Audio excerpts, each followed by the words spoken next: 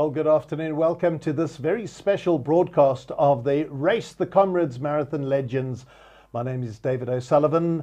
Alongside me, I have Mosabudi Whitehead, and as you can see behind us, we are virtually outside the Moses Mabhida Stadium, where it's completely empty, unlike the scenes that we would have been experiencing had there been no coronavirus, had there not been a cancellation of the Comrades Marathon. But we know that around the country and around the world, people are virtually running the Comrades Marathon. We've been seeing some of the footage coming in. We've seen some of the times being posted.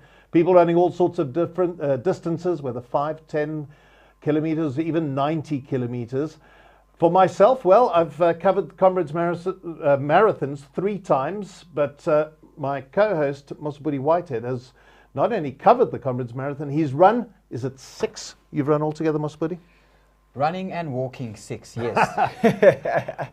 What's your best time? My best time is 10:54, but I'm probably most proud of my 11:57 when I understood the pain of chasing that final gun. Whew! Pain from start to finish, and I understood the comrade spirit. You were also out looking at some of the runners earlier, but we'll come to that a little bit later. I do also want to bring in 2 of our other guests who are going to be with us throughout this broadcast. And a man I really feel needs no introduction. You know his pedigree so well. 9 wins. It is the great Bruce Fordyce. Bruce, good to see you. Good afternoon.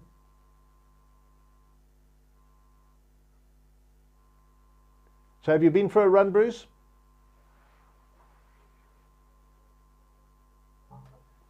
Okay. A little bit of a technical problem. Can't actually hear Bruce at the moment, but let's bring in another man who, a former athletes manager, and I can call him an encyclopedia of the Comrades Marathon, Kieran Walker, also joining us. Good afternoon, Kieran. Hi, David. Hi, Mosibodi. Thanks for having me on the show today. It's an honor to be here.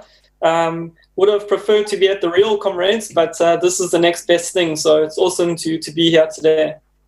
I'm liking what I can see over your left shoulder. What are those? Are those medals? Yeah, it's some medals and the Comrades route marker from the actual race. I took it after the event was finished. Now we're going to try and get Bruce's audio. Let's see if we can hear you now. How are you doing there, Bruce? Fantastic. Thanks, Dave. I hope you can hear me. We can hear you perfectly. Thank you so much. Have you been for a run this morning yet, Bruce? I have, David. I did the virtual 10K this morning in the company of my wife. Considerably slower than I used to run, but considering much more fun. Had there not been a cancellation of the Comrades Marathon, was there any likelihood of you actually doing the race? No, David. You know, I ran I think probably my last Comrades in 2012, and that was my 30th. And I can't think of a finer way to finish a Comrades career than to run the last kilometer and the last lap of Comrades with Zola Bud. And that will for me be as memorable as winning. And it was an extraordinary thing to finish with Zola. She was running her first, I was running my last, and I thought that was a good way to end a Comrades running career anyway. It sounds like the perfect way to have done it. Let's bring in at this time the chairperson of the Comrades Marathon Association. We got Cheryl Wynn joining us. Hello there, Cheryl. Good afternoon, David. Good afternoon, Mosabedi, and to my 2 good friends, Bruce and Kieran. Lovely to be with you this afternoon. Thank you for having us. It's an absolute pleasure. It is rather unusual to be in these circumstances. Do you have a tinge of sadness, or possibly more than just a tinge of sadness, at the circumstances, Cheryl? Well, yeah, no, obviously it was an incredibly sad decision, and we certainly anticipated that today was going to be an incredibly sad day. And then sort of 5.5 weeks ago, we came up with the idea of putting on this virtual race, and it has so by far exceeded our wildest dreams that it's really hard. Anybody that was out on the roads anywhere in South Africa today and saw and experienced the tremendous spirit that was out there. It's just impossible to be sad. Yes. No, of course, we would have loved to have staged the real race, the 2020 95th Comrades Marathon today. But, the way the runners came together and the way the race has been supported, it's just been phenomenal. We had 43,500 entries. We only had 27,500 entries for the real race. So you can see that there's just so much love and support out there. And, it really was a great day. It really was awesome. I was out on the route. I happened to live at the top of Fields Hill. So I got to run right along the route, and there were runners all the way, everyone sort of observing the social distancing. I didn't see any groups larger than 3 or 4 runners.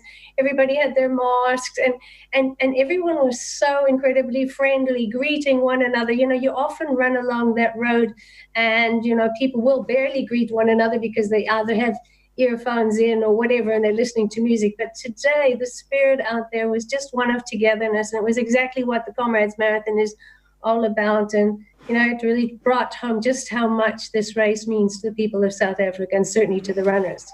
It seems to me, Cheryl, that you've got an additional problem for next year's race, because you're right, there were lots of runners out on the road, even up here in Gauteng, especially doing the 21 kilometer. I think you'll have a lot of runners saying to you next year, we want this virtual race, because even, shall we call it the real race, even if that goes ahead in 2021, there'll still be people who'll say, we want that comrade spirit in some of the shorter distances. Food for thought? Yeah, I think, today might have been a bit of a game changer. I mean, we really, it was so beyond our expectations, the support that we got. And obviously, we're going to have a lot of debriefing sessions afterwards, but there's clearly a demand out there. There is obviously and always will be only one real Comrades 90-kilometer Comrades Marathon, but there's obviously a huge demand out there for something else, and we'll need to see how we can meet that demand, because we've been talking for years. How can we expand this race?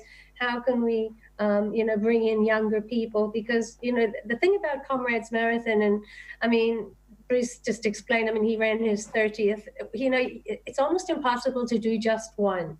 Once you've had some sort of association with this event, you want to go on and on. And so we need to find a way to bring in younger people, and we'll be talking about it. And I have a funny feeling that this, although it was intended as a once-off, I don't think that's how it's going to turn out.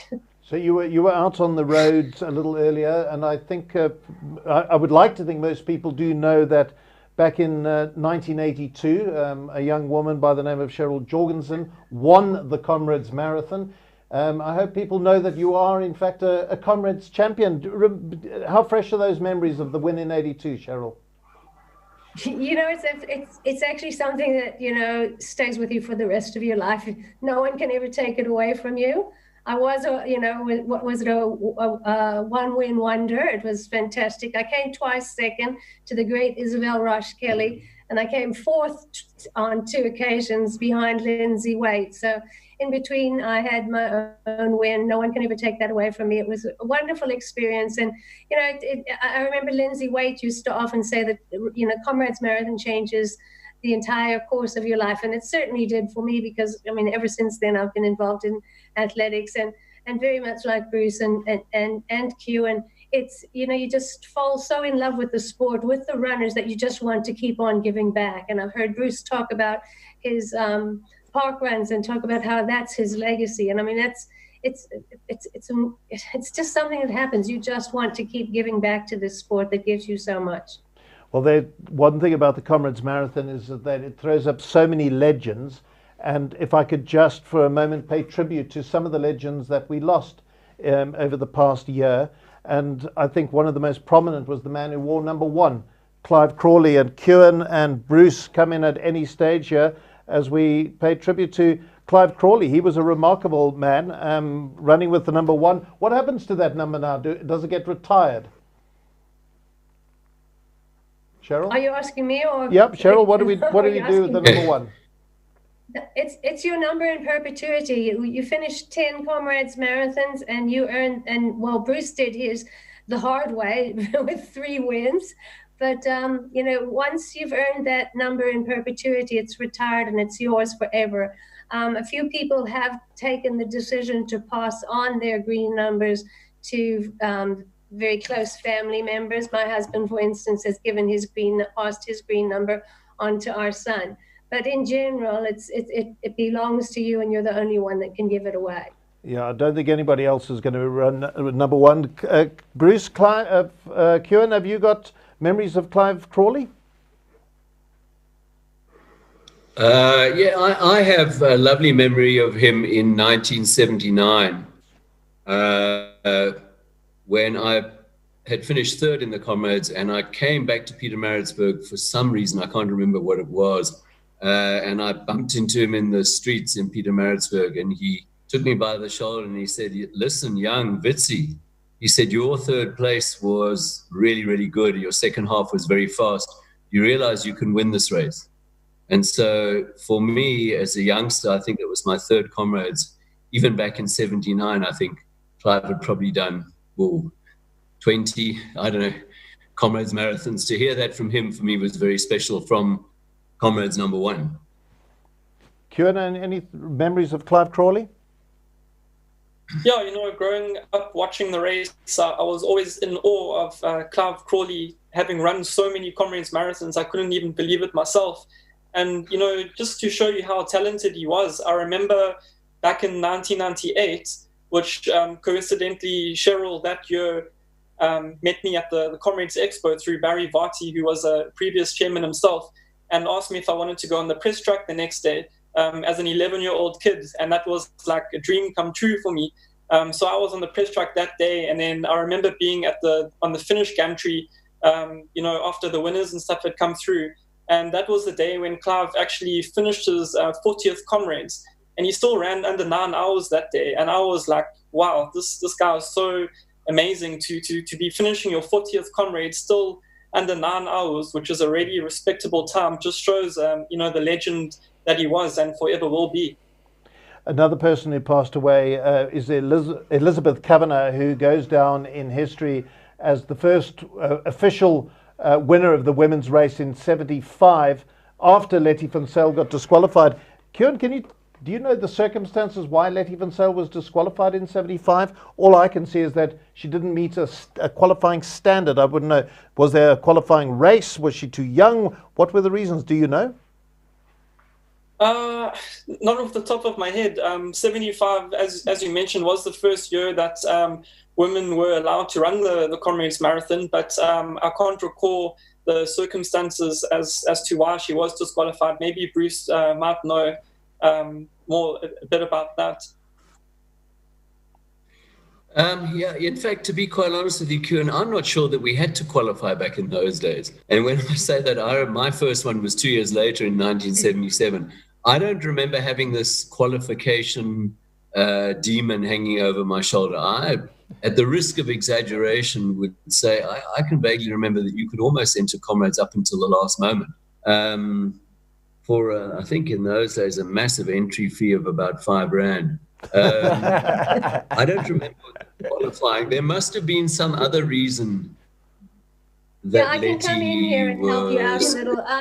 Cheryl, come on, help us. I can help you out a little bit with what happened in 1975. Of course, it was the first year in which the Comrades Marathon was open to men and women of all races. But it also happened to coincide with the only year in which a limit was put on the number of entries by the local traffic authorities. And so it was restricted to 1,500 entries. It's probably the only time in history that the race was actually restricted to a number. And so it was done by a computer draw. And Elizabeth Kavanagh happened to be lucky in the computer draw. And so she was an official entrant, whereas poor old Letty van Zyl, who finished at least an hour ahead of Elizabeth Kavanagh, not to take anything away from Betty, because she was, a great winner. And I mean, at the end of the day, she's the one in the record books. But that's what happened, is that Letty van Zyl unfortunately ran the race unofficially because she missed the computer draw. Oh, a computer draw. Okay, well, she still went on and got herself 3 titles in the following 3 years. The other people who we lost, one of the great characters of the Comrades Marathon, Tommy Malone. You must have endless stories, Cheryl, about Tommy Malone. Tommy, we lost Tommy and Jackie Meckler. I mean, it's really sad to lose two of our, great champions, both in the past year. I mean, they were both very close friends of mine. I used to be involved with Transvaal Athletics, and Tommy Malone was the chairperson of the Transvaal, what was then called the Transvaal Convener Selectors. And I was also on the committee. We used to have all the meetings in Tommy's office, and he was a great character. He really was.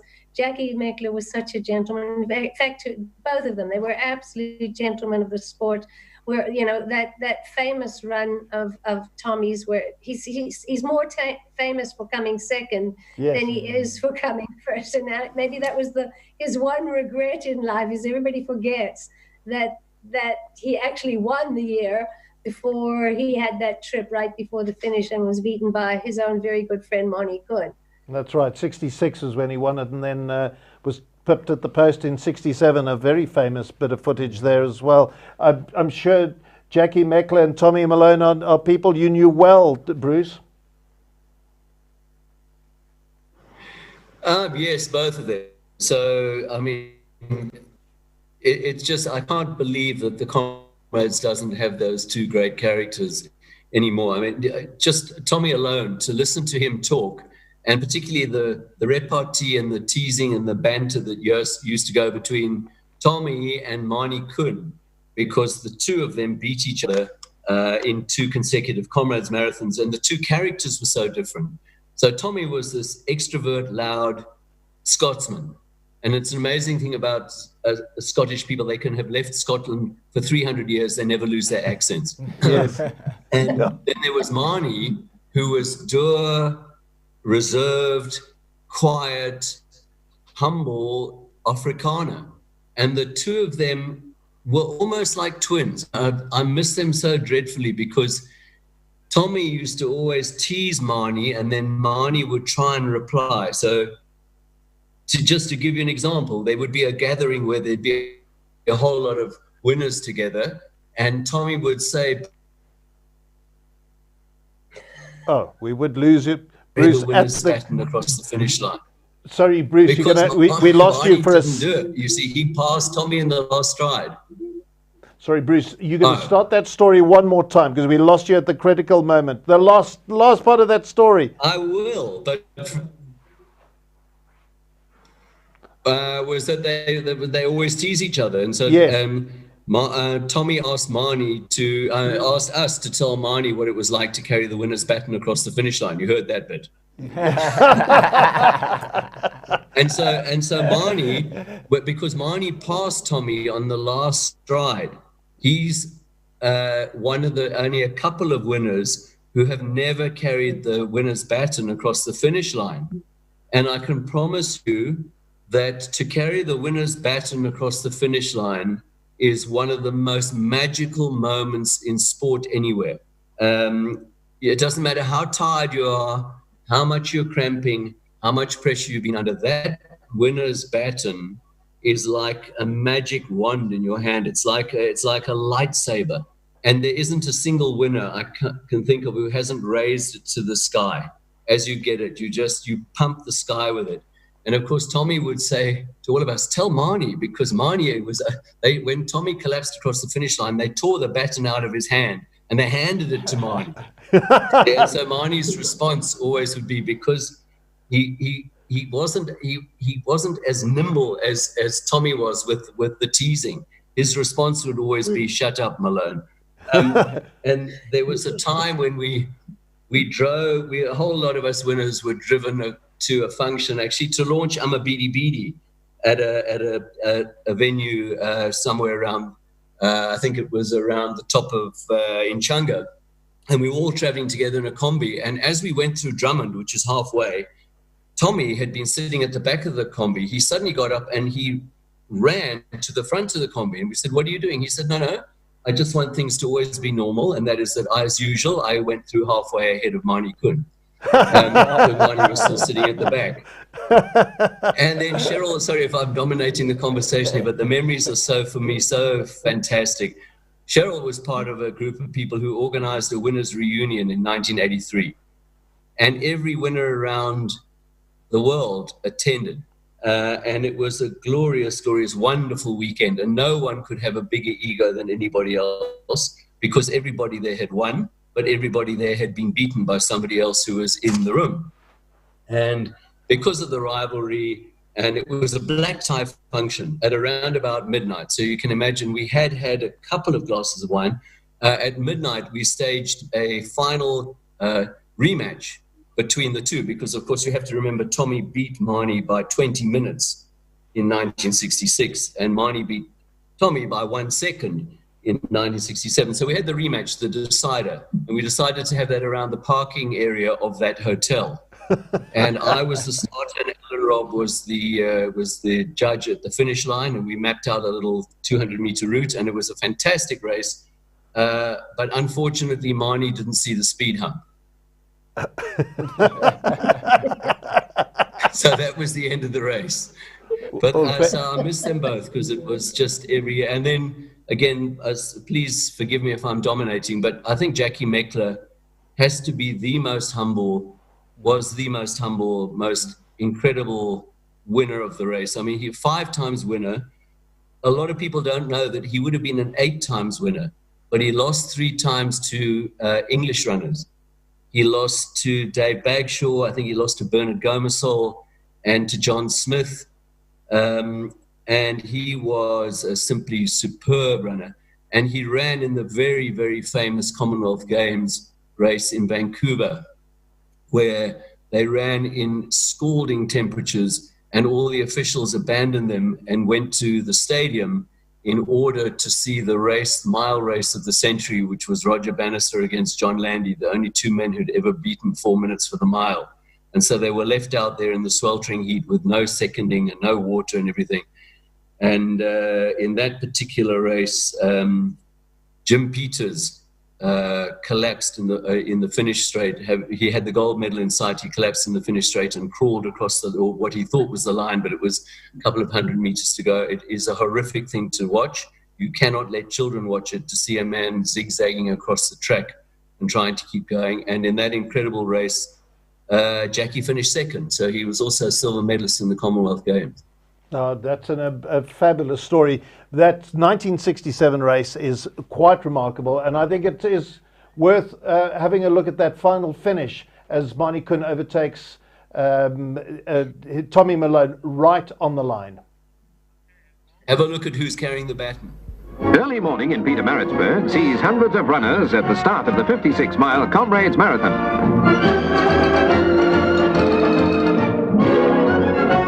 The headlights of a long convoy of spectator-carrying vehicles sparkle in the pearl grey light of pre-dawn. It mightn't be hot enough for that hat yet, but just wait till old man sun starts beating down.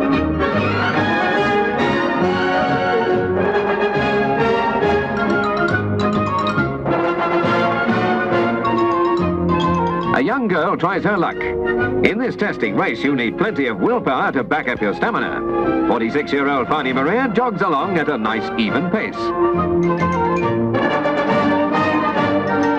But it's up the Maritzburg hills that the going really gets tough, and a man appreciates some refreshment. Number 62 is last year's winner, Tommy Malone. He's led for nearly half the race, and at this stage looks like making it 2 in a row. Malone hits the home stretch at Durban and heads for the tape.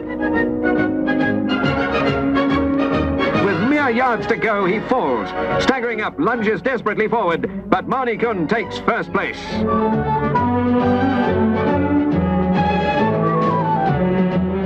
Among the first to sympathize with the gallant Malone is fine sportsman Marnie Kuhn. Congratulations to 2 great athletes for their fine effort. It's absolutely amazing every time I watch it. Cheryl, we'll let you go. Thank you so much for joining us on this special broadcast, and we hope next time we're talking about Comrades Marathon in 2021, it'll be on race day itself. Thank you so much, and all the best. Thank you so much. Bye. The chairperson of the Comrades Marathon Association, former champion Cheryl Wynne. We in the next few minutes we're going to get from Athletics South Africa, Alex Skosana. But I realise, Kieran, I haven't asked you for memories of Tommy Malone and Jackie Meckler. Share some thoughts there. Yeah, I'm still quite young to have spent any time with both gentlemen, to have met them personally. But as Bruce mentioned in all the stories, two remarkable individuals, very humble, and I will never forget that sprint finish that we saw just now on our screens. And I don't think there's ever been a closer sprint finish than that in the history of Comrades. Bar besides maybe the Nogalieva sisters crossing the line together, but that wasn't much of a sprint finish. And then obviously last year, Edward Mutibi just edging out Bongusa Mtembu by just over 30 seconds to take the win. But yeah, two remarkable gentlemen and forever in the history of Comrades. Now we got an issue that Bruce raised, that it is only, there are two occasions where the winner hasn't carried the mayor's message. So it's obviously that occasion where Tommy Malone had the message and Moni Kuhn won. Is the other occasion when Charles Matthias was disqualified, Bruce? Yes, so Charles was unfortunately disqualified for a doping problem. It's very controversial and there are many opinions about it. Happily, Charles did come back and win the 1997 Comrades. That was 1992, I think. And so Jetman Sutu was declared the winner a few weeks later of that particular race. There's a little bit of Comrades Marathon trivia for you. Yeah, some history, and definitely Jackie Meckler will be missed. He was still around at his races up here in Gauteng, a race named after him. In the Pretoria area, and you'd often see him standing by that 25 kilometer as people get ready for Comrades, encouraging runners. Such was the humility of the former champion. We now hear from the president of Athletics South Africa, Bab Alex Kosana, to talk to us a little bit about how and why this race is so important. Mhlonishwa, Siyakubingelela, welcome, and thank you so much for talking to us. It took a long time for the announcement to be made that Comrades would eventually be cancelled. We first heard that it would be postponed when the national state of disaster was announced in early March. Such is the importance of the race on the South African calendar that the idea was to play it safe and wait and see. Why is Comrades so important to Athletics South Africa, to South Africa and running in general? Mingelele kuwe Mhlonipheki, and good afternoon to all the viewers all over the country, the continent and the world, wherever we are reaching the people. So I think you will understand that when COVID-19 was announced as a pandemic, as a global pandemic, everything changed from normal to abnormal, from certain to uncertainty. So it was very difficult from the side of Athletics South Africa to say, yes, this event will go ahead and this event will be postponed. And we had to play it by the ear and wait for the rules and regulations as they were being developed by the government of the Republic of South Africa, up to a point where we finally decided with Comrades that the race is not going to take place. And I'm happy that we did that, because today we are still under alert level number 3, where we cannot be able to host events of this magnitude. But we are also grateful that the virtual platform emanated, and we see many people, more than the actual number of the participants who were going to run the Comrades, the 27,500. I think we exceeded almost 40,000 virtual runners all over the world. And we are grateful about that. And it means that we will never be the same again as Comrades or sport or athletics. We have to accommodate all these people who have shown interest in participating in this event and other events of this magnitude. That would be my next question then President, is that what then will be the plans? We've just heard from the chairperson of the Comrades Marathon Association, Cheryl Wynn, saying that they also were overwhelmed by the numbers of virtual runners, especially in the shorter distances. I'm sure you'll be looking to this for next year's race and future races. In involving younger runners, there was some talk, I remember, about younger athletes development races in the weeks leading up to the Comrades Marathon. Will this be at the forefront of your mind going into the 2021 and further races to involve more younger participants, especially surrounding areas? Well, remember that we used to have the youth run. It's only this year that we are not having the youth run. And the idea was to accommodate the younger aspirant runners and introduce them to understand the ultra distance running or marathon, as you call it. They came from all the corners of the province of KwaZulu-Natal, and they have grown from small number to thousands of them, supported by the provincial government of KwaZulu-Natal, mainly the Department of Sports and Recreation. We are grateful to the MEC, current MEC, and the former MECs who embrace the idea. And going forward, it's a fact that Comrades will never be the same again. We should not do what we have been doing over the past 95 years or so. So we have to incorporate a number of things so that this race can truly be the ultimate human race for those who are doing 5 kilometers, 10 kilometers, 21 kilometers, 45 kilometers, and 90 kilometers. We have to go back to the drawing board and do things that will incorporate new ideas, create new traditions and cultures, and keep the old whilst we are moving. This is an eye-opener. If you look at the numbers, if you look at the villages, if you look at the towns and cities around the globe that embrace this race, it means we have to change our outlook. We have to plan differently, and we need to be accommodative. We need to have those who run the race, the 91 kilometers, and those who virtually run wherever they are because they could not be in the city of Durban or Pietermaritzburg, but they need to be accommodated and treated with respect like all other runners.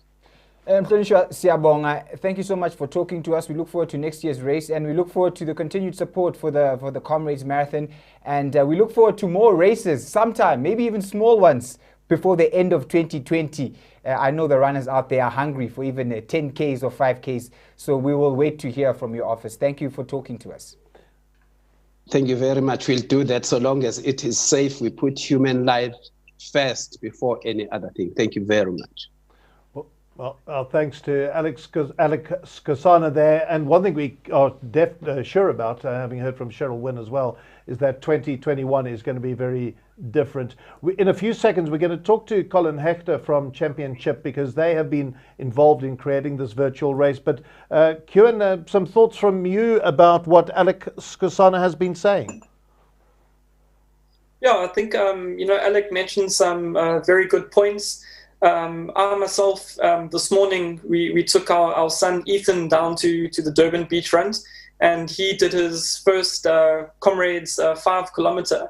And, it was really amazing just seeing the numbers of people that were down at the beachfront with their Bonitas Comrades race numbers on. And, little kids, people being pushed in prams. Ethan did about 4Ks in the pram and another 1K on foot. Took forever, but he did it and he's getting a medal. And I think, it adds another element to the amazing race that Comrades Marathon is. And I think that by including these virtual races, it's just not mom or dad that are getting to run Comrades, but the rest of the family that don't consider themselves maybe as runners, and just bringing that whole family together on a weekend, I think it's an amazing thing. And, I think with this COVID-19 situation that the world is going through, everything is changing. We're learning a lot, and perhaps, what was normal is not really supposed to be normal. So going forward, everything we do now is going to be the new normal, if that makes sense. It does. Bruce, you've been so involved with the park runs, which have been a phenomenon all of their own. Do you think a Race the Legends, a virtual race as well, do you think for the Comrades that is something that should be encouraged going forward? Yes, absolutely. I'm sure it's going to be something that the CMA will think about and discuss.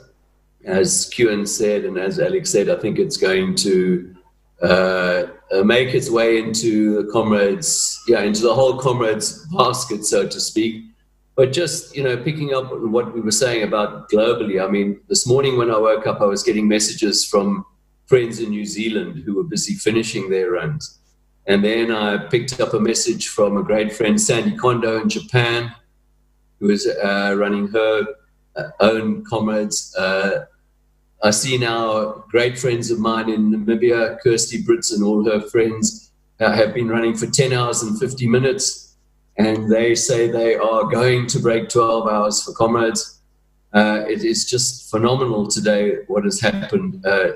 Running out there today around my suburb, every second person on the road had a Comrades Bonitas number on. There's mine, by the way. I haven't taken it off yet. I've kept mine on proud.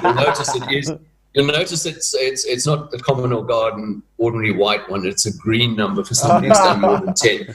And that's why I haven't taken it off. And today was completely mind-boggling. And cars driving past us and hooting.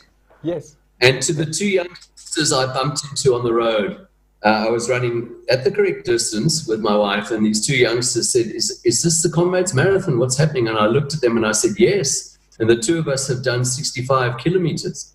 And their eyes were like this. They were completely in awe of us. I lied. We had done 8 kilometers, but I just wanted them to think that all over the country people were running Comrades and how special it was. To my son and my nephew, my son Jonathan, my nephew Mikey ran around Richmond Park in London today. My son Nicholas ran around Ceres in thick snow today. It has been an incredibly special day. It's not quite over because the true heroes, the ones doing the 90s, are struggling in.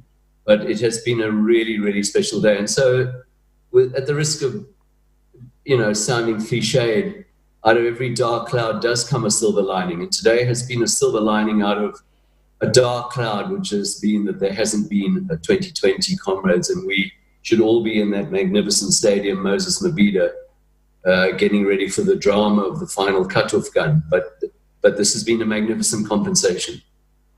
Well, we're going to show video that Mosabudi took a little bit earlier today as he was coming through to the studio. I also saw the guys with their Bonitas numbers as I was driving through to our studio.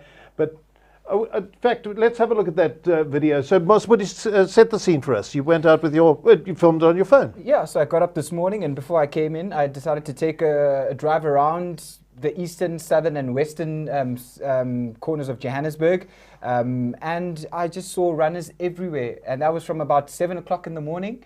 I had pre-arranged with some runners who said I'm going for my 45 and sub 3 or whatever, and I just went and got amazing encouragement from their families. They were being seconded by their families, and they were having so much fun, and some were just being helped by community members in Soweto.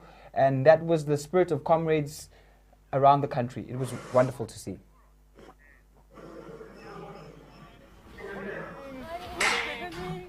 I'm doing 21, my first Comrades. I'm happy. 90 Ks this morning. We're doing 90 Ks, but we're doing running and cycling. Running 20 and get on the bikes and go and do the rest of the 90 on the bike. You guys are clearly missing Comrades, aren't you? Yep. Definitely. We'll see you next year. The greatest race, eh? Yes. I'm doing a Comrades visual run. I'm doing 45 kilometers. It was a tough one, I can say. We ran, so far I think we ran about 40 kilometers. My wife is supporting me. Now I'm going back to the house. I have to just put together another 4 kilometers in my house. Sure. And I'm done. And I'll enjoy my weekend, eh? Job. How many kilos, gents? 28. 28. Lovely. Are we doing the virtual run? That's it. I was enjoying how many kilos today in honor of Comrades. How many kilometers are we doing? Oh, it's lovely, man. Enjoy. How many kilometers are you doing? Thank you, I really appreciate that. How many Thank kilometers? you. I'm doing 90, but I'm on 30. You're on 30? Yeah. You're doing 90? Yeah. Okay, keep going. How many kilos, my brother? 37. 57? Yeah. Randall, that's you? Yeah, it's me. Yes. The Crips are starting? Yeah. And another 7 Ks to go. You make it. You're almost there. You're almost there. I'm almost there. Go! Let's go! Go, Uncle, go! Go, Uncle, go! Go, Uncle, go!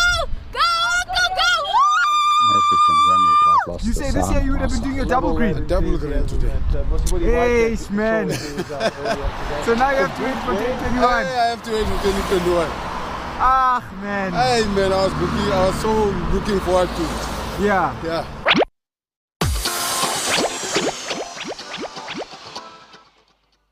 I was interrupting that bloke right at the end there. I saw he had a green number. Yeah, he was going to run his 20th Comrades today. He would have run his earned his double green number. So he was a bittersweet moment for him, saying he'll be back next year in 2021 to earn that 20th Comrades medal. So Bruce, where in Johannesburg can you replicate Polly Shorts?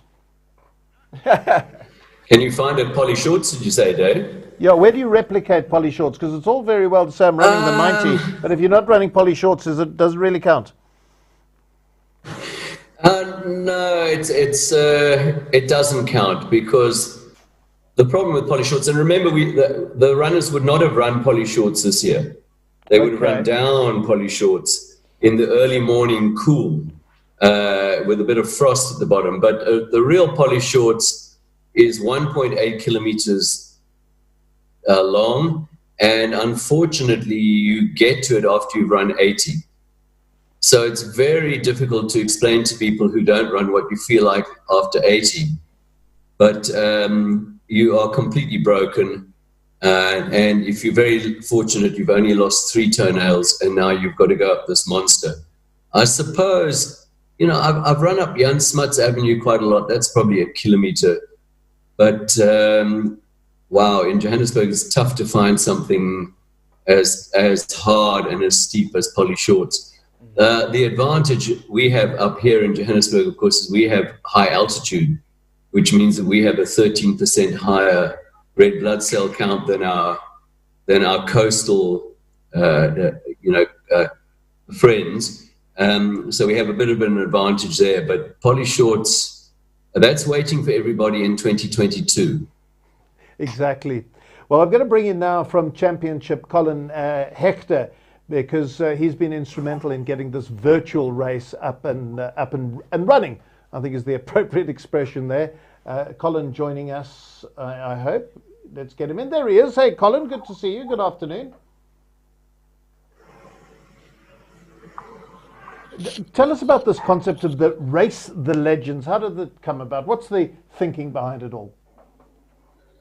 Well, I think it was all initiated by the state that the whole world finds itself in with this COVID-19 pandemic, and the way it really shut down everything, not just our sport of road running, but every sport around the world has come to an end. And as a business that operates in that industry, we actually found ourselves in a position where we had to put our thinking caps on and come up with ideas or solutions that could look at things differently. So with our partners from Denmark, Morten Toft, who I've worked with many years, he came up with an idea of Race the Legends across a standard marathon, and taking some of the great marathon legends over the years and seeing how we could create an event of that nature. Because although virtual races have been around for some time and in different formats, we actually felt that, you need to give somebody a real reason to engage and something to engage with. And in thinking through those ideas, it was very clear that, there's no greater story in road running than the Comrades Marathon. And it really fits the whole scenario of the situation the world finds itself in. It's in a crisis situation. And anybody that's ever run Comrades knows that when you're going through tough times, it's people standing together and helping you through that gets you to the end. And all we've been seeing on the news for many months is all the negatives and the problems going on. And we felt that not just Comrade runners, but the world out there needs to engage the Comrade spirit. So the race wasn't so much about the concept wasn't about trying to replicate the race on Comrades Day, because that's something that is so special. I don't think we can ever replace that. but it was to take that spirit that happens on Comrades Day and expose the rest of the world to it to create a very positive environment. Tell us about how difficult or easy, I'm not sure which way it would work, to set up the program, get the technology in place. What was that like? Well, to a certain degree, that is our core business. We've been timing events like Comrades Marathon. I think this would have been our 26th year that we've timed the Comrades. And over the years, technology has developed in leaps and bounds. So a lot of things are possible. Just like we are having these discussions remotely at the moment wouldn't have been possible, 20 years ago. So a lot of the technology today makes it a lot easier, but needless to say, there's a lot of challenges.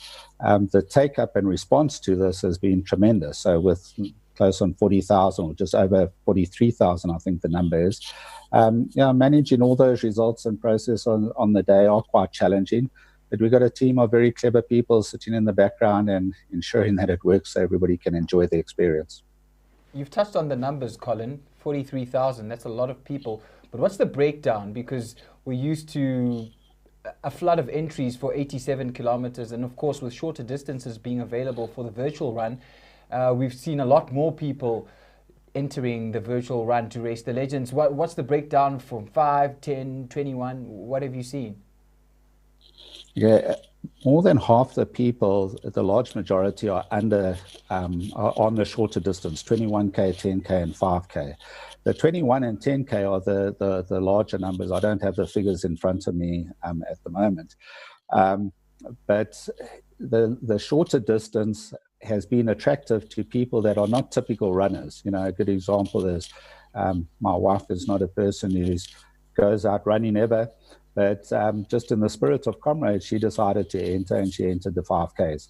And, she did that and is very proud of it. So that distance was really introduced to accommodate the non-runner that would like to engage in the experience as well. There are some of the... Sorry, Colin, just the leaderboards. They're quite novel. Just tell us about that. We're going to show our viewers an example of the leaderboard. Just take us through it. Great. The leaderboard is typically what we would have at most events like a traditional Comrades Marathon. The one major difference here is that number one on the leaderboard now won't necessarily be number one on the leaderboard later on, because this event is taking a place all around the world and different people are loading up their times as they actually finish. So needless to say, somebody faster will come along at a later stage.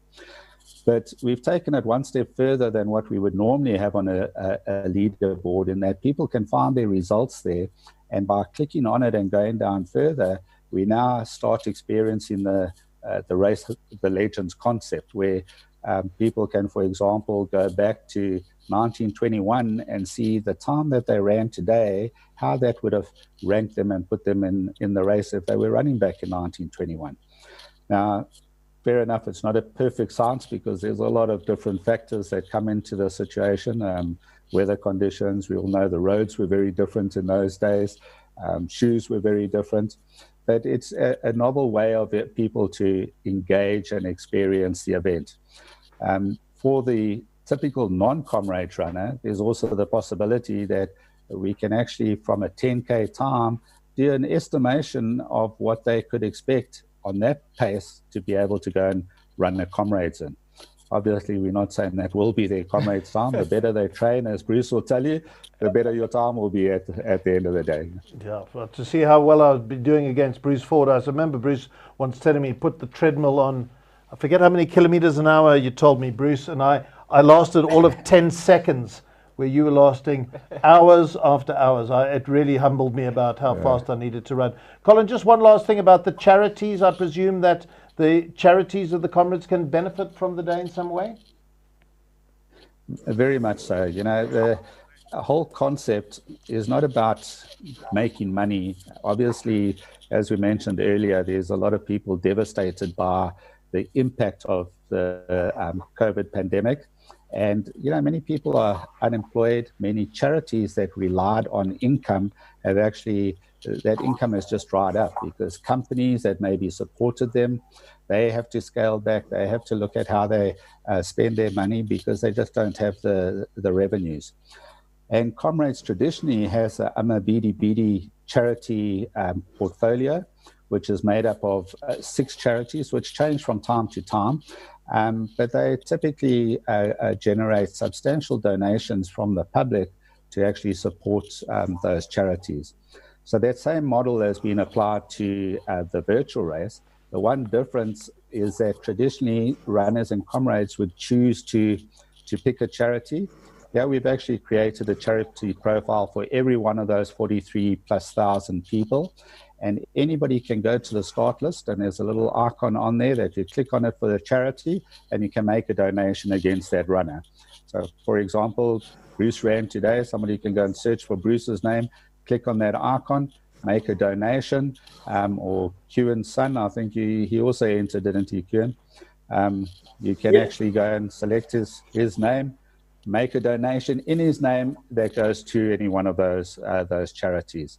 So we do appeal to the broader public out there who maybe didn't participate to actually still support the initiative, because those charities are all selected for the tremendous work that they do, but it is very tough times for everybody. And people sometimes forget about how some of those charities, the resources they relied on in the past have literally just evaporated overnight.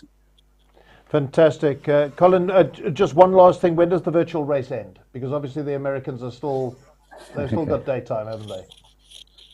Exactly. So it is intended as a global event. Yes, the majority of participants are from South Africa, but approximately 5,000 of them are from around the world. The New Zealanders are finished already. That the approach is that anywhere on the 14th of June in your time zone, you've got to actually participate in this event.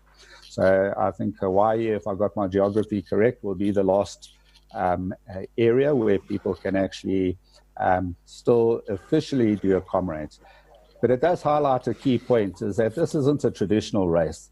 And I actually personally don't even like to call it a race. It's really a public engagement experience, and nobody's going to be disqualified if maybe you ran an hour into the 15th of June. Those are not really issues that actually impact people. It will take some people, because it's a new concept. People are figuring out exactly how this works. Some people might battle to figure out how to upload their times. They can get help and support from the internet or from the race office, but there's no hard and fast rules to block people out of it. We actually want people to be engaged and to enjoy the experience at the end of the day. Well done, Colin, and to you guys at Championship. It's been a fabulous success, and thanks so much for joining us this afternoon. Thank you very much. Thank you so much, Colin Hector there. And now let's remind you of what happened at Comrades Marathon in 2019. And we'll bring Kieran Walker, Bruce Fordyce, Mosabudi Whitehead to talk a little bit more about the winners in the men's and the women's races from 2019. Carpet, you can look at it, it's thick, it's going into thick grass. It feels very hard to just lift your feet walking on it. But Edward Mutibi seems to have no problem negotiating it as he wins Comrades 2019. And he's done it with the unofficial time of 5:31 as well. What a race run for Edward Mutibi. Just nip under that. It doesn't really matter because that was all done on a down run anyway, as Gerda Steyn becomes the first woman ever to run a Comrades up run in under 6 hours. She's going to have the 4th fastest of all time. She is the champion, but more than that, she has broken not only Elena Nurgalieva's up-run record, she has broken so many records. 2 Oceans and Comrades in the same year. We last saw that in 2015, but she has taken the record and become the first woman ever to run under 6 hours on the Comrades up-run. So I think it was Gerda Steyn who took that one. That was all the headlines, weren't they, Mosabudi? You reported on that one. Yeah, an absolutely smashing run. I was at the 60-kilometer mark, and as she just jogged past, she had the most wonderful smile on her face. She enjoyed the race so thoroughly, and never looked in any trouble whatsoever. She was always going to win the race. And I remember speaking to her the year before after she had ran so well at Two Oceans, and put it to her that you are starting to look like Frith van der Merwe in the late 80s when she went back-to-back with Two Oceans and Comrades in the same year. And she just laughed it off but said Comrades remains her main focus every year, as well as she's done at Two Oceans, and she hopes that she can eventually win it.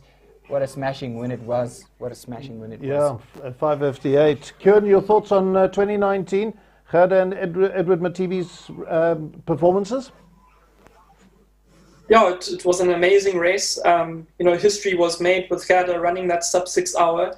I remember going back to Easter weekend last year in Cape Town after Gerda had won Two Oceans, and we were sitting at dinner with her coach, Nick Bester, himself a former Comrades Marathon winner, doing amazing things with his athletes. And we worked out that the pace that she had run at Two Oceans, if she had just run a little bit slower, but obviously taking it through to Comrades, that should run under 6 hours. And they kind of laughed it off, but I was like, I'm pretty sure we're going to see a sub-6 hour Comrades. And then I remember commentating on the SABC broadcast last year, and with about 10 Ks to go, not to forget the climbing up Polly Shorts, I think Gerda had to run something like 42 minutes or so for that last 10 Ks to break 6 hours. And I called it at that time saying, I really think we're going to see a sub-6 hour performance on the day. And yeah, it was amazing. And then going back to the men's race, Edward Matibi running his second Comrades ever, finishing 4th the year before on the down run. It was some nerve-wracking moments. Bongmusa Mthembu obviously was leading the race, going up Polly Shorts. Mm-hmm. And I'm sure, as Bruce knows, there's a myth that the first man that always makes it to the top of Polly Shorts never loses the Comrades Marathon. And Edward passed Bongmusa going up Polly Shorts, got to the top of the crest in first place.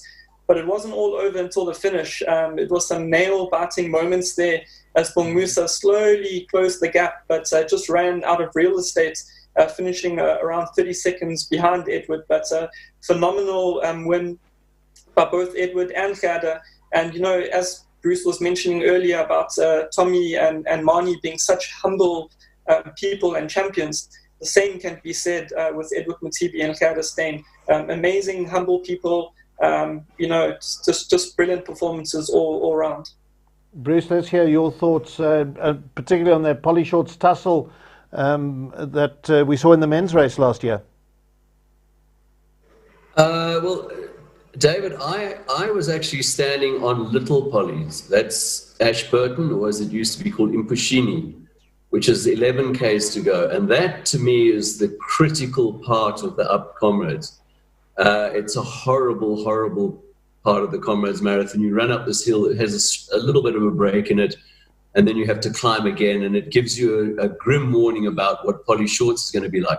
And so for both the leaders, the men's and the ladies, it was fascinating for me to look at it, and I saw Bongmusa and Edward running shoulder to shoulder on Little Polly's, and I thought, well, here we go. We've got a race here. And as Kieran said, it's a tiny piece of Comrades trivia. It will change one day, but so far the man and the woman who have, and notice how I cunningly use mountaineering terminology here just to emphasize the steepness for Polly Shorts. The man and the woman who have summited Polly Shorts first have never been caught. But as Kieran said, Bongmusa was leading going up Polly Shorts. Edward passed him, but only, by a short distance. And so the Comrades trivia was tested again. In the end, it has stood firm because Edward won, but what a close finish.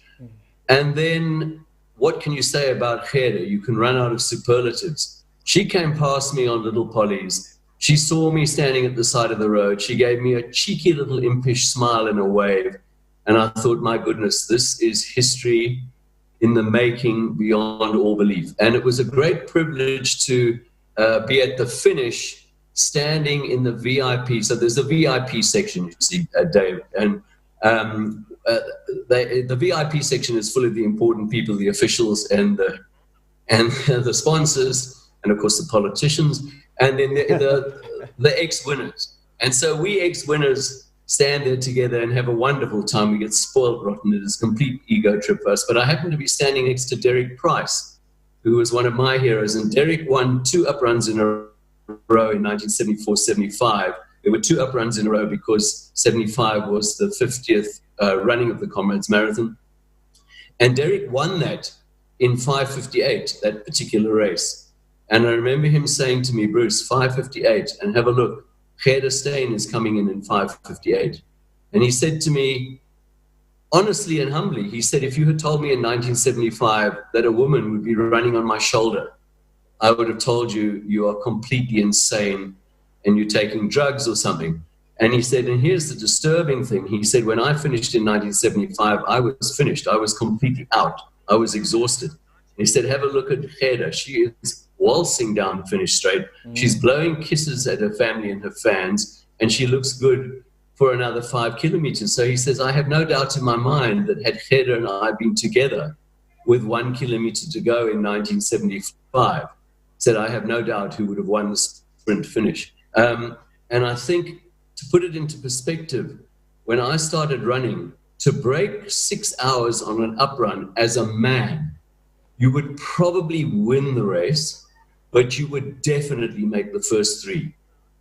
And now Gerda has rewritten the whole timing, our thinking about the race, everything to do with it. And so I think Gerda and Frith have to be now the 2 greatest female runners, even though Elena Nugalieva has won 8 Comrades. It's just those 2 magnificent runs of theirs. I think the only thing that Gerda is short of is another win.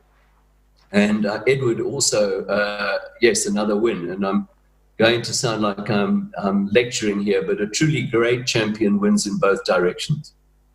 Well, let's go to 1975 as you raised it with Derek Price winning that race. Here's some footage of that event. The 1975 Comrades was the 50th running of the race since its inception in 1921. Many innovations were introduced this year. For the first time, the event was open to runners of all race groups and to women competitors. Qualifying standards were set, and the field was restricted to 1,500 runners, which did not meet with favourable comment. For the second time in its history, it was a successive up-run to mark the Golden Jubilee. The last back-to-back up-runs were in 1940 and 1946, straddling the war years when no marathons were run.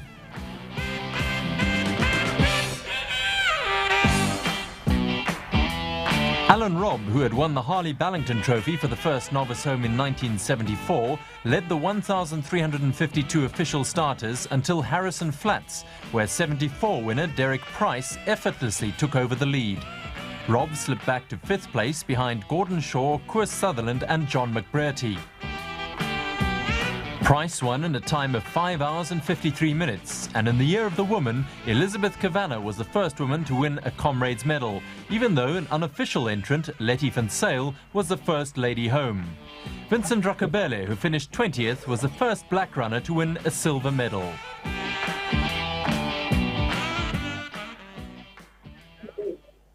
So that winning time by Derek Price back in 1975, replicated almost exactly by the women, Gerda Steyn winning the women's race last year. Now let's have a look back at the last decade or the past decade of women champions. And Elena Nugalieva is the dominant name there, Bruce. Yes, what a fantastic champion. And, you know, people sometimes say to me, Bruce, no one will ever win 9 like you did. But I said, well, Elena came very, very close. And if it hadn't been for her twin sister, Oliesa, she might have won more than me. And also, she had a bunch of 2nd and 3rd places. So that is the standout champion, the women's champion of the Comrades Marathon. But what I've really, really enjoyed about the last 6 or 7 years of the Comrades Marathon, and without disparaging the male gender too much, the women's race at Comrades has just brightened up. It's been fantastic. Ever since Ellie Greenwood, I think 2014, Ellie Greenwood broke the Nugalieva twins' stranglehold on the race, Ellie from Canada. And thereafter, every single women's champion has been charming, beautiful, wonderful, eloquent, bright, a fabulous Comrades winner. straight after Ellie, Caroline Warsman. What a fabulous winner. And I can say that she's a fellow Bitsy like me, so well done. Caroline. Shanae, thoroughly deserved winner. Camille Heron winning the uprun, 2015 or 2017, 2017. Camille, a California girl, just a wonderful, wonderful character. I always say she runs like a praying mantis. You know, she's got this elongated running style. You can't really work it out, but she's a fantastic winner.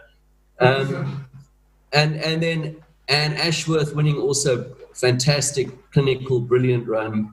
And then Gerda, what can you say about it? So it's, for me, of the last few years, the really exciting thing has been the progress of the women's race and how exciting it's become. And I absolutely love following the progress of those women. Kieran, talk to us about the Nugarieva twins. As Bruce mentioned, the dominance in that period of the early, around 2010. You worked at Mr. Price with the athletes. What made them so good in South African conditions, and they were so loved here every time they came to Comrades? What was behind their dominance? Yeah, you know, the Nugarieva twins, I could actually say that, you know, they follow a similar pattern as Steyn himself. Alessia, the one sister, she has a 2:27 marathon, which is the same PB as Gerda's time. And then her sister Elena, the 2:29 marathon PB. So they were very dominant in the race. And I think that's, as Bruce would also say, the faster you are at the marathon distance, just a few meters back, it was a wonderful feeling for these two twins that have worked their way into the hearts of South African sports and road running fans over the years. Was a job for them. And you can see in the South African women's ranking now, how the women are starting to run much quicker marathons, like Anne Ashworth, the 2:35 marathon, a brilliant 6:10 Comrades finishing time when she won the down run on a very long course. And then that is not a pressure at all. But over 6 hours, one of the slower Comrades winning times, the woman in the easiest becoming for them to dominate the finishing straight, her time was just around about 6 hours 13. Took her 5th victory, and her sister second. Apologies about Kieran's audio just breaking up slightly there, but I think we got a fair amount of information there from him about the Nugalievas and their incredible performance. Let's have a look at the multiple winners in the women's race at the Comrades Marathon, and no surprise that we've got Elena Nugalieva there with her 8, Maureen Holland, and there's a name I think Kieran, Bruce, we don't hear much about, but a woman who ran 4, I think possibly because it was in the 60s and the 70s, and then when we had the Comrades Marathon on television from what was it, 1982, was it 83 the first time in its longevity, in its entirety, that we got the people like Maria Backfrith, Van der Merwe, Helen Lucre becoming dominant names. Letty van Sail being the first winner, but then disqualified. We've spoken about her. Geraldine Watson winning in the 30s as well, unofficially. But Maria Frith van der Merwe, let's go with Frith van der Merwe here, Bruce, because obviously that's your era, and we have spoken about her wonderful achievements. Talk to us about Frith and what she was able to achieve. Well, I'm delighted to say I watched Frith transform, a little bit like the caterpillar into the butterfly, from being a really social runner at Wits University. I remember running cross-country league races in April and May, and Frith used to come along and run the ladies' race for Wits University, and then she would join us afterwards when we went to the student pub for a few drinks. And she was really a social runner. And then somewhere along the line, like I suppose so many of us, she must have decided to see what happens if I train hard and I make a little bit of a commitment. And she really burst on the scene. And again, I think it's a crime that Frith only has 3 wins. She should have won many more, but for a variety of reasons she didn't. if you had to say to me, what is the greatest run, what are some of the greatest runs you've ever seen, and I see we're watching it, I would say Frith van der Merwe's 1989 down run, where she finished 15th overall, has got to be one of the greatest ever Comrades marathon runs. I mean, look at her. She looks fantastic. She looks fresh, strong, full of running. She's got a smile on her face. And that was just completely superb. 5 hours 54. As I said earlier, when I started running, if you broke 6 hours, you had a really good chance of saying I could have, as a male, that you would win the race. And here's a 5:54 from this impish, pretty young girl from Wits University running for Benoni Harriers then. And I can say, have I got a minute here just to tell a story, though? Because my mate, Stuart Peacock, finished 13th that day. And that was his best run ever. He finished 13th. So it was a bittersweet run for him, because 13th is a magnificent position, but it's 3 positions away from getting a gold medal. So it was a bittersweet finish. But he said, as he finished at Kingsmead Cricket Stadium, he said the crowd erupted. There was just this roar all around him, and the noise was stupendous. And he said this was incredible. So he started blowing kisses and air punching and waving at people and just celebrating his 13th position. And he said as he ran the last lap, he thought, this is completely amazing. It's breathtaking. It's goosebump material. What must it be like to win? I mean, I'm finishing 13th. And he said he crossed the line and he turned around to face the crowd after he crossed the line to give one last air punch, to say, I've done it. And he said as he did that, he saw Frith van der Merwe coming around the corner and heading down the finish straight. So he said, I defined the meaning of the word leopard crawl. He said, that's how I got out of there, so that no one would focus on me anymore. That's how fantastic her run was. And Frith is, one of the truly great legends of the Comrades Marathon. Yeah, she really is a legend, David. And because she was from the Benoni kind of area, she'd often be around at races. I remember seeing her maybe 3 or 4 years ago, 4 or 5 years ago, at the Alan Robb 32-kilometer out in Germiston. And spoke to her a little bit about that. And of course, I asked her about that wonderful down run. And she said on the day, the night before, she just felt a wonderful sense of calm. And she did something she usually never does. She had half a glass of wine before a race. But she was just feeling so good, and she knew that she'd have a great run.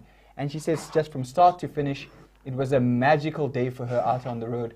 And the time, as we heard, was obvious that she would run that fabulous time.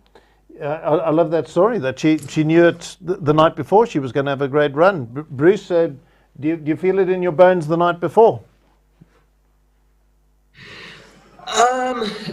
David, I would never be that arrogant as to say that you feel you're going to win. But I certainly started a couple of Comrades marathons knowing that I would run 5.5 hours.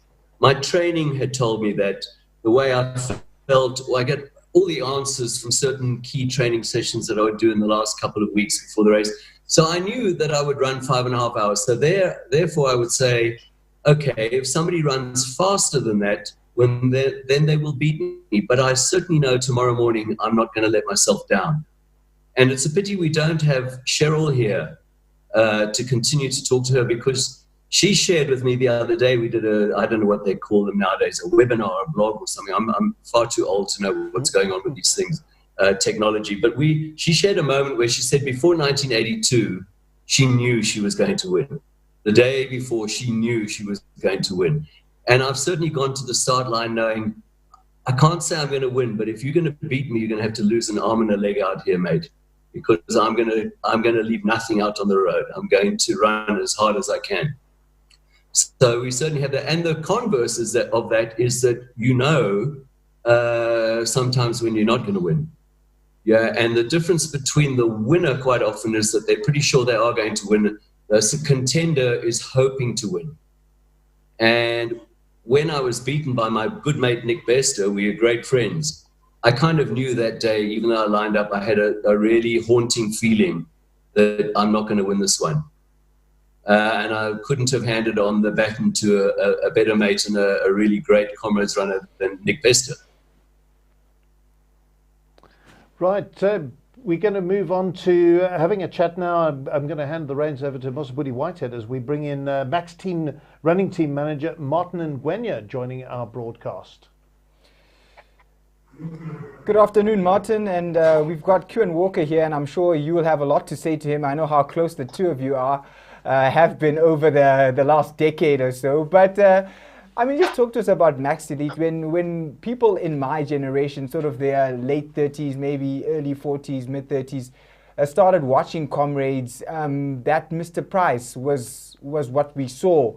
It was really at the forefront of the race towards the late 90s, and it's something that, as Max Elite, you must be quite happy with, quite proud of the fact that this Comrades Marathon has become synonymous with Mr. Price and Max Elite.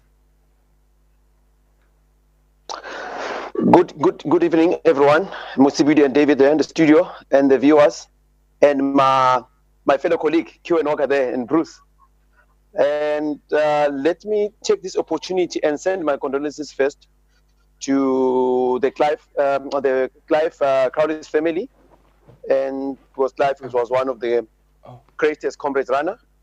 And let me just send condolences especially to his wife, Trish Crowley, who's also always there to assist the athlete. Yeah, talking about the next team. So as you remember, like you said, that in the 90s he used to be one of the best team to win all the races and track, especially in track and field.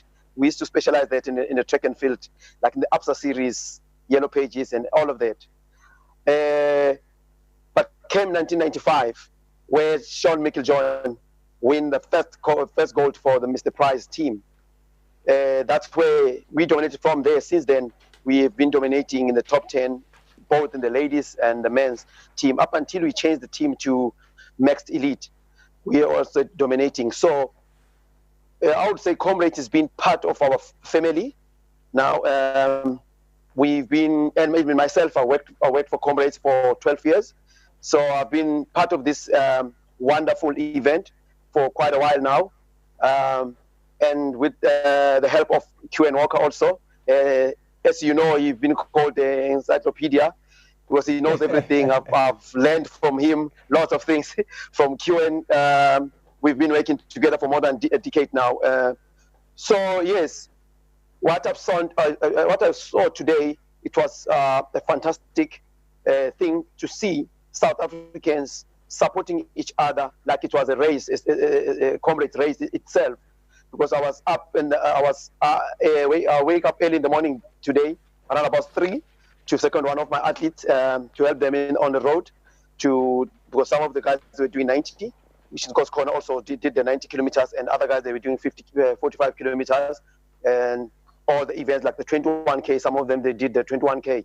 So it was a great day for me today, and I also, even us as a club, we were very happy to be involved with the Comrades Marathon Association as one of course, as now you know that we are a technical sponsor for the Comrades Marathon also. So it is a great, give us a great pleasure again to be part and parcel of Comrades Marathon, yes. Martin, you mentioned Nkosikona Mhlakwana running. He was running the 90 kilometers of the virtual race today. He raced the Comrades Legends, and he posted his time. Kieran and I were just talking about it a little bit earlier. That 5:55 clocking.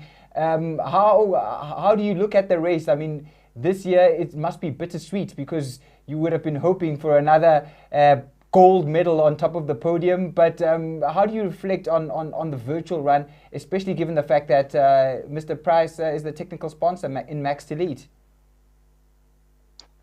To be honest, Musumiti, as we reached the 60 kilometer mark, and Koskona was starting to crumble and cramping and all of that, I was like, yo, can you imagine if it was an actual race now? And this guy is doing this at the 60 kilometers mark. Then, 60 kilometers is still got a long way to go. But he was keep on going. And it took me back to 2019 race where he was having the same problems, cramping and all of that, but he keep on going up until he get the position 11. So I think for him it was a good thing, and give us even now I'm still getting good bumps. Sorry about that. We got you back. Sorry guys, I'm sorry about that. Even now I'm still getting a good bumps for thinking about that what happens today. Seeing the guys like Protocol Kumalo helping him, pushing him, and the surprising thing that I saw on the route at the bottom, top of Bottas Hill, as we are coming down from the what you call the school, Kisney School, there were quite a few people that were waiting there. And as I was stopping the car to take up some supplements and everything, there were people that were asking me, "Is Goskona leading?" And I was like, "He's leading. How come you say he's leading? There isn't an actual race." But it gave me a hope that and a happiness actually to see people that they still want to watch Comrades, and they still told themselves that on this day, on the 14th, we'll be out there looking out for our heroes and to see them finishing the race or running the race. But we're lucky again, and I'd like to thank also Comrades Association, Comrades Marathon Association, to stage this Comrades visual race of the Legends race, which is at least our South African or our fellow runners, at least they've got something to do this year rather than to say, hey, the race was cancelled. But at least they done Comrades, and which is they are still the part of Comrades Marathon. Okay, Martin, thank you so much for talking to us, and well done on seconding Nkosi Kona there. We remember that agonizing race last year when he just fell out of the positions, finishing in number 11 when he was on course, I beg your pardon, to take the 9th position there. And this, hopefully next year, he can do well in the colors of Mr. Price. Thank you so much for talking to us, and we look forward to the 2021 race. No, thank you so much, you guys. Thank you very much. Cheers. Bye-bye. Let's have a look at the multiple men's winners of the Comrades Marathon. We looked a little earlier at the women's. And there you are, Bruce. 9th place, 9 medals, first place, I should say. It's certainly not 9th place. Top of that list of multiple men's winners, and way ahead of the others, 4 more than Jackie Meckler, and a whole lot of people there. You know, I suppose records are there to be broken. Well, let me ask Kewan this question. Do you think 9 can be broken, Kewan, in the modern era? I'll be totally honest with you. In the men's race, I don't see that happening. To win 9 consecutive Comrades like Bruce did is just out of this world. We nearly saw it happen in the women's race with Elena Nagalieva. So perhaps if it could happen in the women's race, it could perhaps go to Gerda. But I know she does also have other ambitions, such as the Olympic marathon. But yeah, I'm going to say on the men's side of the race, I don't see anyone coming close to the feats that Bruce accomplished. It was just out of this world. And yeah, I don't see anyone winning more than 9 times. Is that a record of yours, Bruce, that you don't see getting broken anytime soon? You know, David, the great Wally Hayward, who's also on that list, as you saw, and I think he's the greatest Comrades runner ever, because he won 5, but was declared a professional and also gave up running the Comrades for 20 years. I'm certain he would have won more. And also his running the Comrades in 1988 at the age of 3 weeks shy of his 80th birthday has to be the greatest single Comrades performance of all time. He said to me, Bruce, I think it was in very wise words, he said, Bruce, we borrow records, but we keep titles. And a record, whether you break the record in the course, I mean, Gerda's fantastic time last year, someday another lady will come along and break that record. You borrow records, but you keep titles. No one will be ever able to take from Gerda that she was the 2019 Women's Champion. And I thought that was quite a wise thing for Wally to say. So someday somebody will come along and win 10 Comrades. I'm just really delighted and proud to have written a chapter or so into the history of the Comrades. And I still pinch myself every day that, and sorry if I sound emotional, every day that I could have had the honor of winning, I think, one of the world's greatest races, and the only ultramarathon that stands in the same pantheon of great marathons like the Boston Marathon, the London Marathon, the New York. Comrades is particularly unique in that it's the only ultra that stands in amongst those other races. So yeah, I constantly remind myself that you borrow records, but you keep titles. So I will always be the 1990 winner of Comrades. But all my records are gone. I mean, at one time I was the record holder for the up and the down, and those times have been shattered. I'm delighted to say my down run completely obliterated by David Kutebe. What a fantastic run. And at the time I was trying to figure out how someone could run faster, because I remember going down the Berea thinking you can't turn your legs over any faster than this, so you're going to hold this record forever, mate. Well, I proved myself wrong quite quickly. But if I can just say on behalf of all the winners and that fantastic list there, we have all been privileged to carry the winner's baton more than once across the finish line. And it is one of the greatest honors ever. And I remember finishing, I think it was 88 Comrades, and Vrenny Welsh, who's an absolutely wonderful lady who has done so much for running and is part of the Rand Athletic Club. As I came into the stadium, she said to me, "Bruce, welcome home. Welcome home." And home is the finish line for all of us. And so for all Comrades runners, and so to lead the Comrades marathon runners home as the first finisher is an honor. I have no idea it's hard to describe it.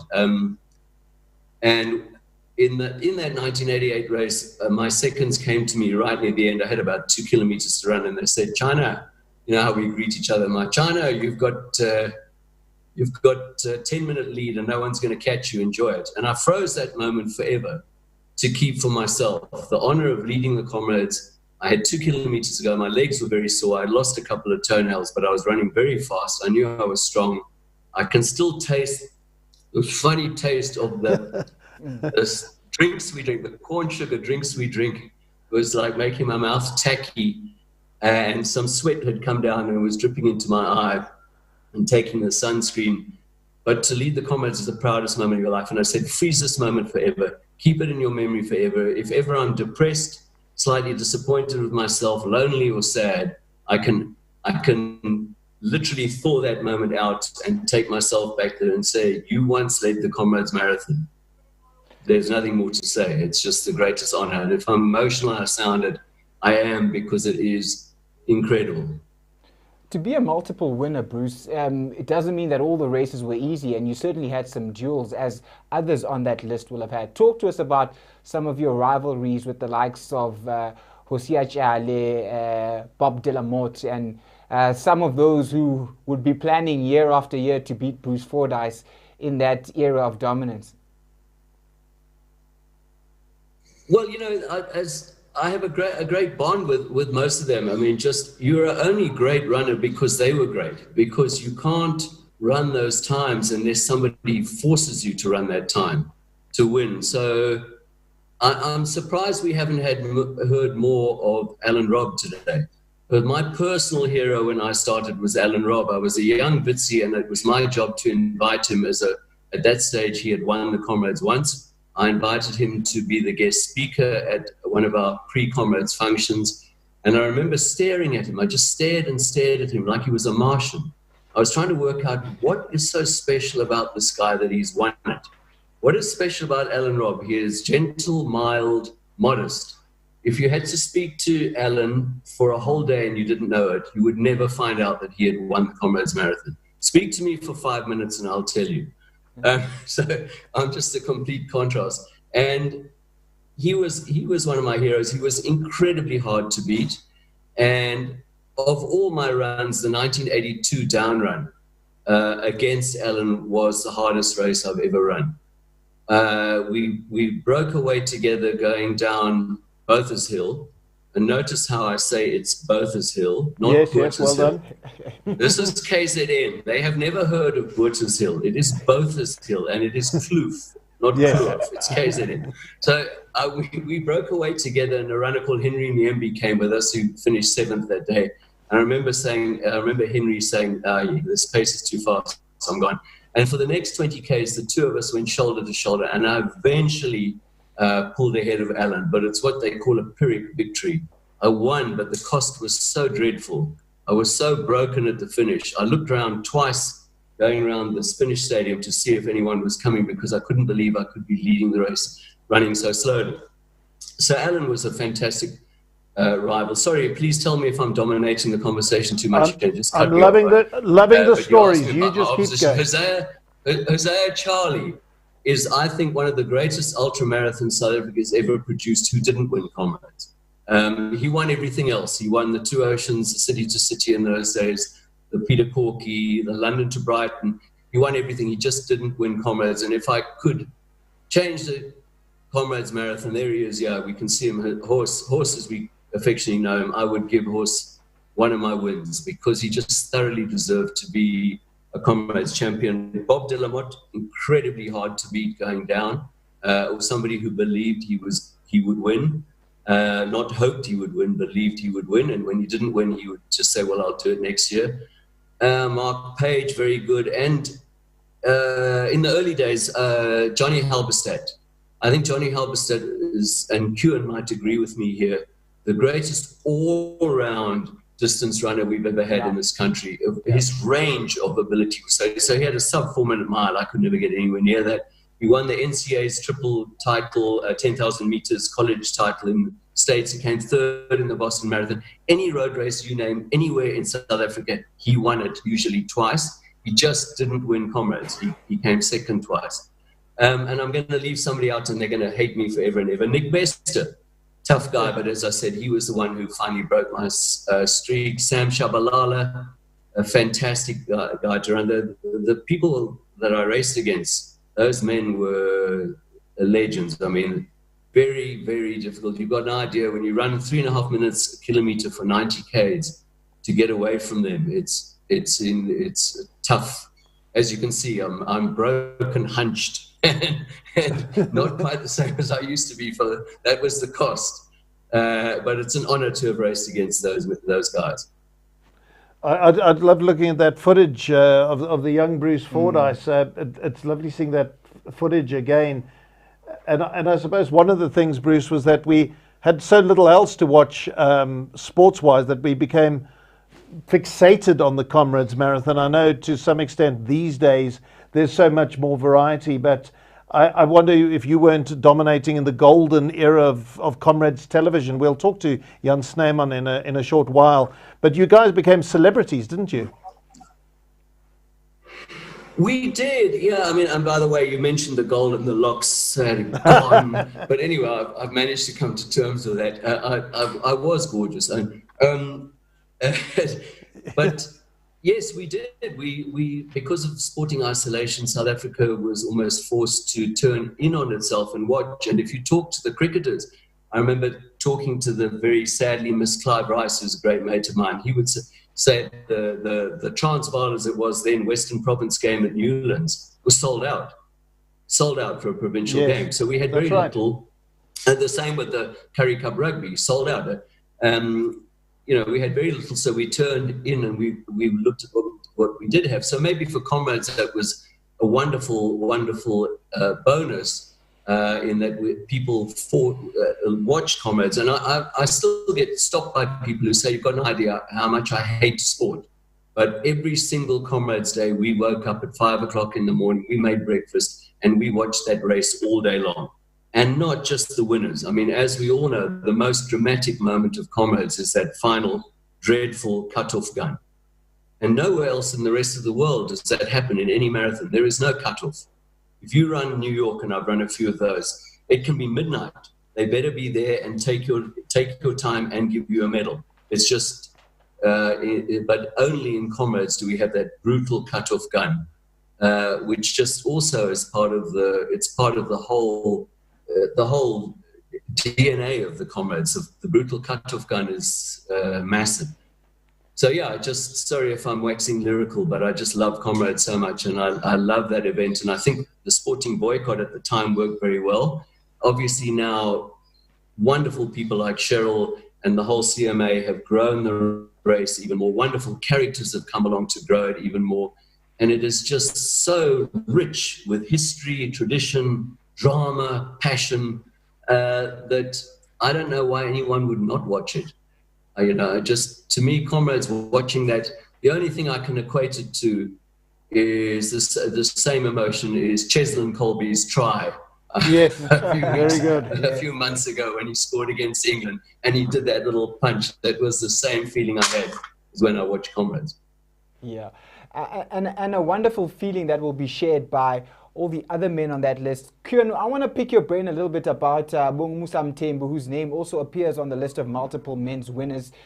This week, I was in a press conference where we spoke to 2012 champion Ludwig Mamabolo, and he said although Bongamusa didn't win last year, he still believes that Bongamusa is the man to beat in this current era of Comrades Marathon, and he says that he would like to come back and win the race again, and he says Bongamusa for him remains the man to beat. We saw last year how he was attacked by Mutibi and others going up in Changa and then all the way to the finish. Can Bongamusa win again? And what makes him such a great Comrades champion, both up and down? Yeah, 100%. Bongamusa can definitely win Comrades again. As you mentioned, he just lost out on that title last year to Edward Mutibi.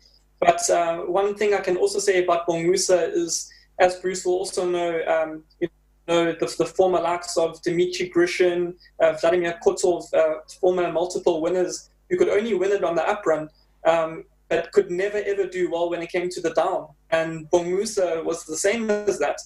Every year it went down, he was the man to beat.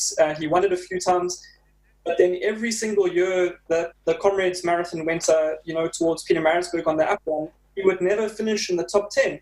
So I even remember in 2017, he was looking good going into the race, but because he had never done well in the uprun, I had him down as like an outside favorite for a top 10. And then he went and won the race. So he cemented himself as both an up and down winner. And then, just missed out on that victory last year. He's a really humble guy. He trains really hard. His coach down in Durban, Kolani Mabida, they've got a very good, strong team around them. And Bongamusa focuses solely on the Comrades Marathon. I definitely think that Bongamusa is definitely a force to be reckoned with. He's made for ultra distance running. He's got a very strong build. Almost reminds me of Nick Bester, that Ironman type body type. And Bongamusa definitely going into next year's race. I've also put Edward there as a defending champ. But Bongamusa definitely for a good few years coming up will be the man to beat.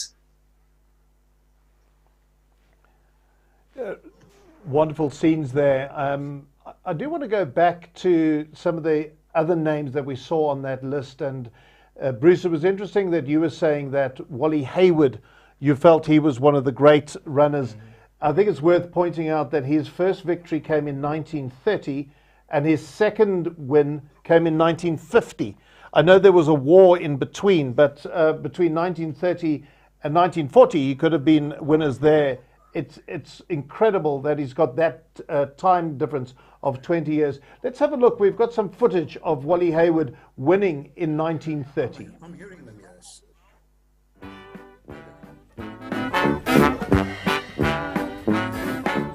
Hello. In 1930, 55 runners started the up race. Amongst all the newcomers to the race was the Johannesburg Wanderers runner Wally Hayward, wearing number 2. He was the current 10-mile track champion, and at the age of 21 had surprised the pundits by entering for such a long distance. Hayward had reached Drummond in 3 hours 20 minutes, but tired visibly towards the end. Despite cramps and walking up the hills, he reached the finish line just 37 seconds ahead of Phil Masterton-Smith. Hayward was rewarded with a grandfather clock, and this was the last year that sections of the road were still untarred. So that's something that I find absolutely amazing about those early runners. They ran on untarred roads. Mosabudi and I were talking about this, the lousy shoes that they would have had, the bad advice on nutrition. To achieve the times they were doing, Kieran, Bruce, it's phenomenal what they were able to achieve. And I see why you say that Wally Hayward is the great Comrades runner, Bruce. Yes, I mean, I think if you debated who the greatest runner is, it has to be Wally because in his heyday he was never beaten. So he only, if I can use that word, ran 5, but he won all 5. He was the first man to break 6 hours going down, and then he had that hiatus after those 5 runs. But as you say, between 1930 and 1950, he didn't run at all. And that was, he told me, because he hated the Comrades experience. His first Comrades run, he was leading by 20 minutes at Drummond at halfway. And he won, I think, by 20, 30 seconds from Phil Masterton Smith, who, by the way, had the second closest Comrades marathon of all time against Noel Bure. I think 1931, he won by 2 seconds. But so Wally didn't enjoy his first Comrades experience and went away from it and had a glittering career at other distances. Then when he came back, he won 4 more. Undoubtedly would have won more if he hadn't been banned as a professional. And then came back and ran twice in 1988 and 1989, in just short of 80 and then just short of 81. And he beautifully proved there, I think, the magnificent gift that Comrades is to everybody. You don't necessarily have to be number 1 to be a winner. Wally Hayward did not win the 1988 Comrades. I did. And I hope you can detect a certain amount of bitterness in my voice, because that old goat, and I'm saying that with affection, stole all the media coverage, all the TV coverage, all the people wanting autographs, beautiful women draping themselves all over him. And Frith van der Merwe, who won that year, and I sat on our own having a quiet cup of tea while everybody flocked around him. And he proved that at the age of 80, you run the Up Comrades in 9 hours, 45 minutes. That means he beat that dreadful cutoff gun by 2.25 hours. I mean, it's phenomenal. I mean, at 80, you're supposed to be dead, not finishing the Comrades Marathon in that time. And he did. And he showed that you don't necessarily have to be number 1 to be a winner, because on that day, Wally Hayward was the greatest winner of all of us. And so I think if you push me in a corner, the 3 greatest runs that I ever saw were Alan Robb's 1978 down run, when he won by 20 minutes and broke 5.5 hours for the first time. Frith van der Merwe, 1989, 5:54. And Wally Hayward, age of 89, 45. And now, squeezed in amongst them, if you could have another color medal, I have to squeeze in Gerda Steyn. But Wally's run was just completely phenomenal. There is no way I can answer that except to say that I have plans for the year 2035. Before we go to Jan's name, and Kieran, just to push you in a corner, Bruce has raised the issue of the great runs and the great runners, and singling out Wally Hayward. Can you be as conclusive as Bruce is about these issues, about who's the greatest runner, what are the greatest runs? Yeah, I think Bruce pretty much summed it up perfectly there. I also agree that Wally Hayward, without a doubt, has to be the best of the best. You know, to win the race, come back 20 years later, win it again, and then, you know, at age 79 and 80, that sub 10-hour Comrades, it was phenomenal. If I also had to put down memorable races, it would definitely be the list that Bruce just mentioned. Alan's sub 5 hours 30-minute run, Frith's 5:54 down run. You know, Wally Hayward's finish, I would throw in as well David Khatebe, 5:18.19, really out of this world, like no one's ever come close. And then, of course, Gerda Steyn's uprun, that 5:58 on the uprun, finishing 17th overall, phenomenal experiences. And then I'll add one more in, 1997 Comrades Marathon, Percy Dunn, running a sub-6 hour Comrades Marathon dressed as the all sorts licorice man. So that was pretty phenomenal there as well. Don't forget that the virtual Comrades Marathon race is still on the go. You have until midnight tonight to run your virtual race, and it's not a 90 kilometer or 89 that you need to run. You can run 5Ks as well. All the details have been up on the Comrades Marathon website. We've heard over 40,000 people have entered it. It really has been a bit of a game changer, and it'll be so interesting to see how the Comrades Marathon Association approaches the 2021 version of the Comrades Marathon. Now, working on this particular broadcast, we have some veterans of the SABC in our producer, director Scott Seward, Mike Domain, Richard Parker, who are all involved here. They all worked on the Comrades Marathon back in the 80s when it became quite a pioneering broadcast, and we are absolutely delighted to welcome one of the early commentators of the Comrades Marathon when he worked at the SABC. If you're of my generation, you will well know Jan Snyman, and he joins us now. Jan, my goodness, you have not changed. Do you not age, man? Good evening, gentlemen. It's really very nice to talk to you and join you. And when I got the call from Scott Seward, I went on a hike on memory lane, going back to 1976, when television started in South Africa. And of course, one of the big events on our calendar every year since 1976 had been the Comrades Marathon. But the only thing that we could do at that stage, we didn't have everything going our way as far as equipment is concerned, etc., and also experience.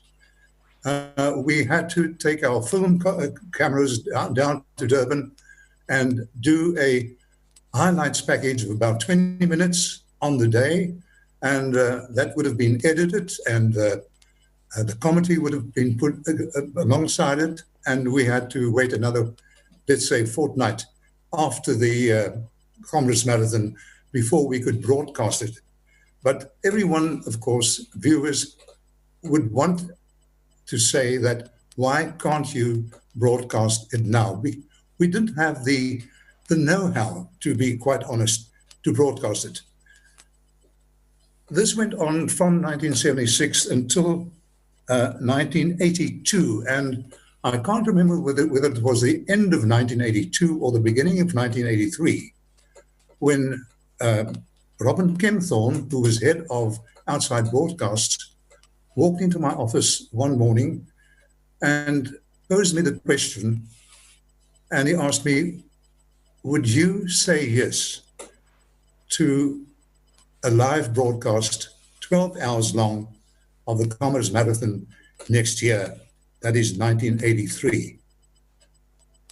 And I looked him in the eye. I said, why do you ask the question? He said, because I think we have reached the stage where we can do it. We have the equipment, we have got the experience now, and we can do it. I said, but what about my friend? I was the head of Afrikaans sport on TV, and Trevor Quirk was the head of sport on the English side, but he had already been to Trevor and said, dear friend, I can't imagine myself watching 15,000 pairs of tackies hit the tar for 12 hours long. That will just not work out as far as television is concerned. I told Robin, I think I am with you, and I'm going to leave you now, and I'm going up to Peter de Bruin, who was our deputy general manager responsible for television. And I asked him, would he allow us to do the Comrades Marathon in 1983 live from 5:30 in the morning, ending at 6 o'clock that evening? And he said, you go ahead and make a success of it. And that's how it started. And the first producer who did it was Butch Smith, who had to get everything in order. It was like building a house. And, you know, from the foundation up. The equipment we had in 1983, compared to the equipment that is available now, is like chalk and cheese because it was huge cameras. It was a sweat. It was something out of this world. We used motorbikes on the road, helicopters up in the air, and I'd say we did the best we could, but we got a lot of accolades from the viewers that we eventually did that. And the fact of the matter is that since then, 1983, the Comrades Marathon had been on the air every single year with different producers, but I think the producer whom I would call the father, real father of the Comrades Marathon is Scott Seward, because the way that Scott Seward went about planning the entire broadcast from start to finish, every single moment was planned to a T. And he won his accolades during his career with the SABC, but he made it something really worthwhile. Well, I can tell you Scott Seward right now is playing this overlay or instructing, making sure that this footage of the 1983 Comrades Marathon is playing while we chat to you. So he's still very actively involved in TV broadcasts about Comrades Marathon, Jan. Can you remember who all your commentators and co-commentators were? Because you really had to make it up as you went along on how to commentate for such a long period. I remember that at the start we had Ian Laxton, and he was there for many a year. I left the SABC in 1987, and of course it's still going strong. We had in the studio, I was in the studio at some time, most of the times, and Riel Houman, who is a journalist and a very, very guy who knows his sport, who knows long distances, marathons particularly. He was in the studio with me on many occasions. And then Edwin van Aarde was the commentator at the end. And of course, we had commentators during the course on the route itself. The names I can't remember that, but they were there. We started very small, but you know, as you go along, it grows on you, and the producers come up with marvelous ideas. And the thing is that where we started off, it was a bit,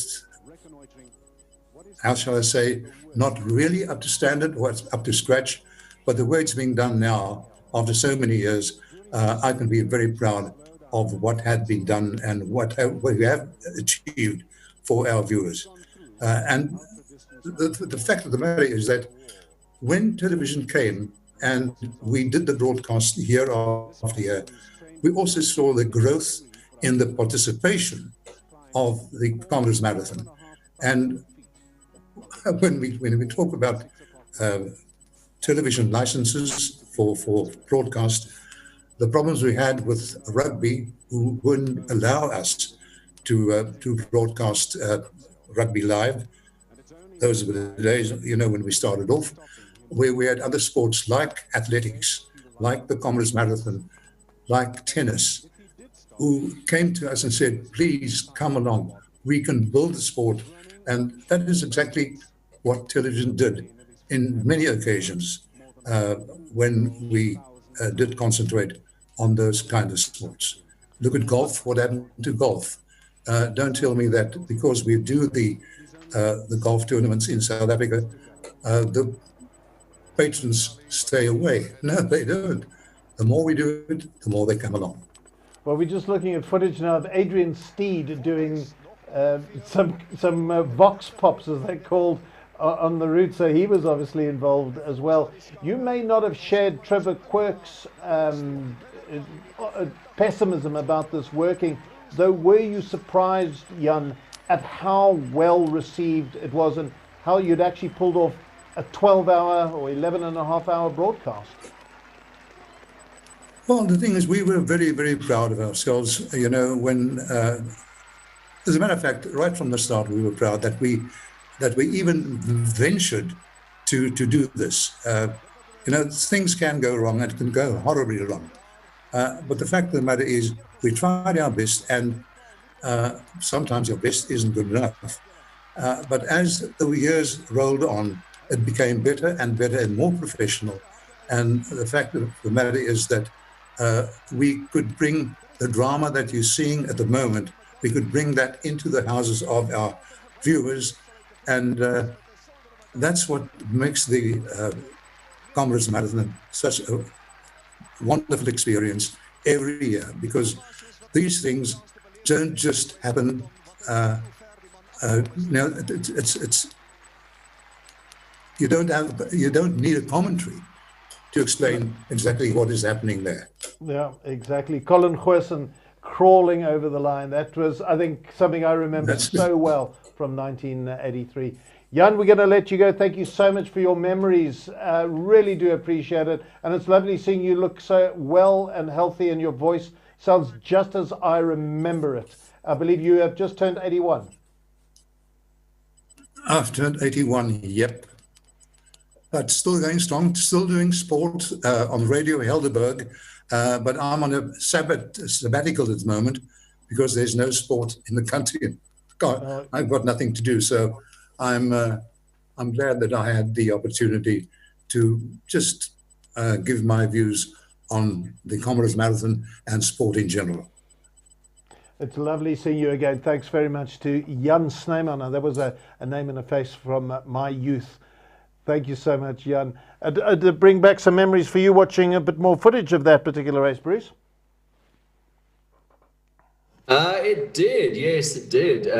Two things. I just want to say thank you, Jan Snyman, for everything you did for Comrades. Amazing to see Jan, just one of the great characters of the race. And you don't necessarily have to be somebody who ran to be one of the great characters of the race. And then, my good mate Colin Goosen. I've forgotten how long he crawled. Wow, he crawled a long way. But that's the desperation of trying to win the last gold medal. And Colin, crawled across the line to get the last gold medal. And that was a really, really well produced and well filmed and well covered Comrades Marathon. To all those people, Edwin Vollenharder, everybody who was involved at that time. Well done. It was a brilliant Comrades, and it was particularly good for me because they made me look good. So, special Comrades Marathon. Kieran, you work on the broadcast. It's a cast of thousands, isn't it? It's a huge effort. I did 2 for the SABC. I couldn't believe how much went into it. Just give our viewers now some perspective from your side on that broadcast of the Comrades Marathon. Yeah, from my side, I've got my green number, so to speak, in commentating. I've done over 10 Comrades Marathon broadcasts for the SABC. Just as I can say, an honor just to be part of the event and the history and of the race. But it is a lot that goes into it, from the production team to the cameramen, the riggers, everyone that puts everything up together. In terms of what my day would look like in terms of a commentator, I would need to be at the finish venue where the broadcast and the studio is set up at 3:30 in the morning on race day. Sit in the very icy cold outside studio there with Valen Kirtley and others. And then once the race starts at 5:30, we would cover the race the whole day. And by the end of the day, I don't really have a voice left after talking for over 12 hours. I'm sure people don't want to hear me speaking again for the rest of the year.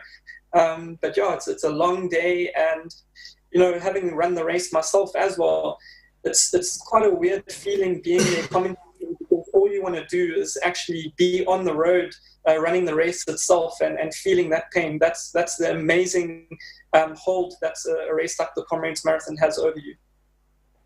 Kieran, what makes a good commentator, especially for such a long broadcast? I'm sure there must be times when the race seems to meander, the gold medalists are all in, the silver medalists are all in, and we're kind of now waiting between Silva and Bill Rowan or later. So what makes a good Comrades marathon commentator, and how do you prepare for race day?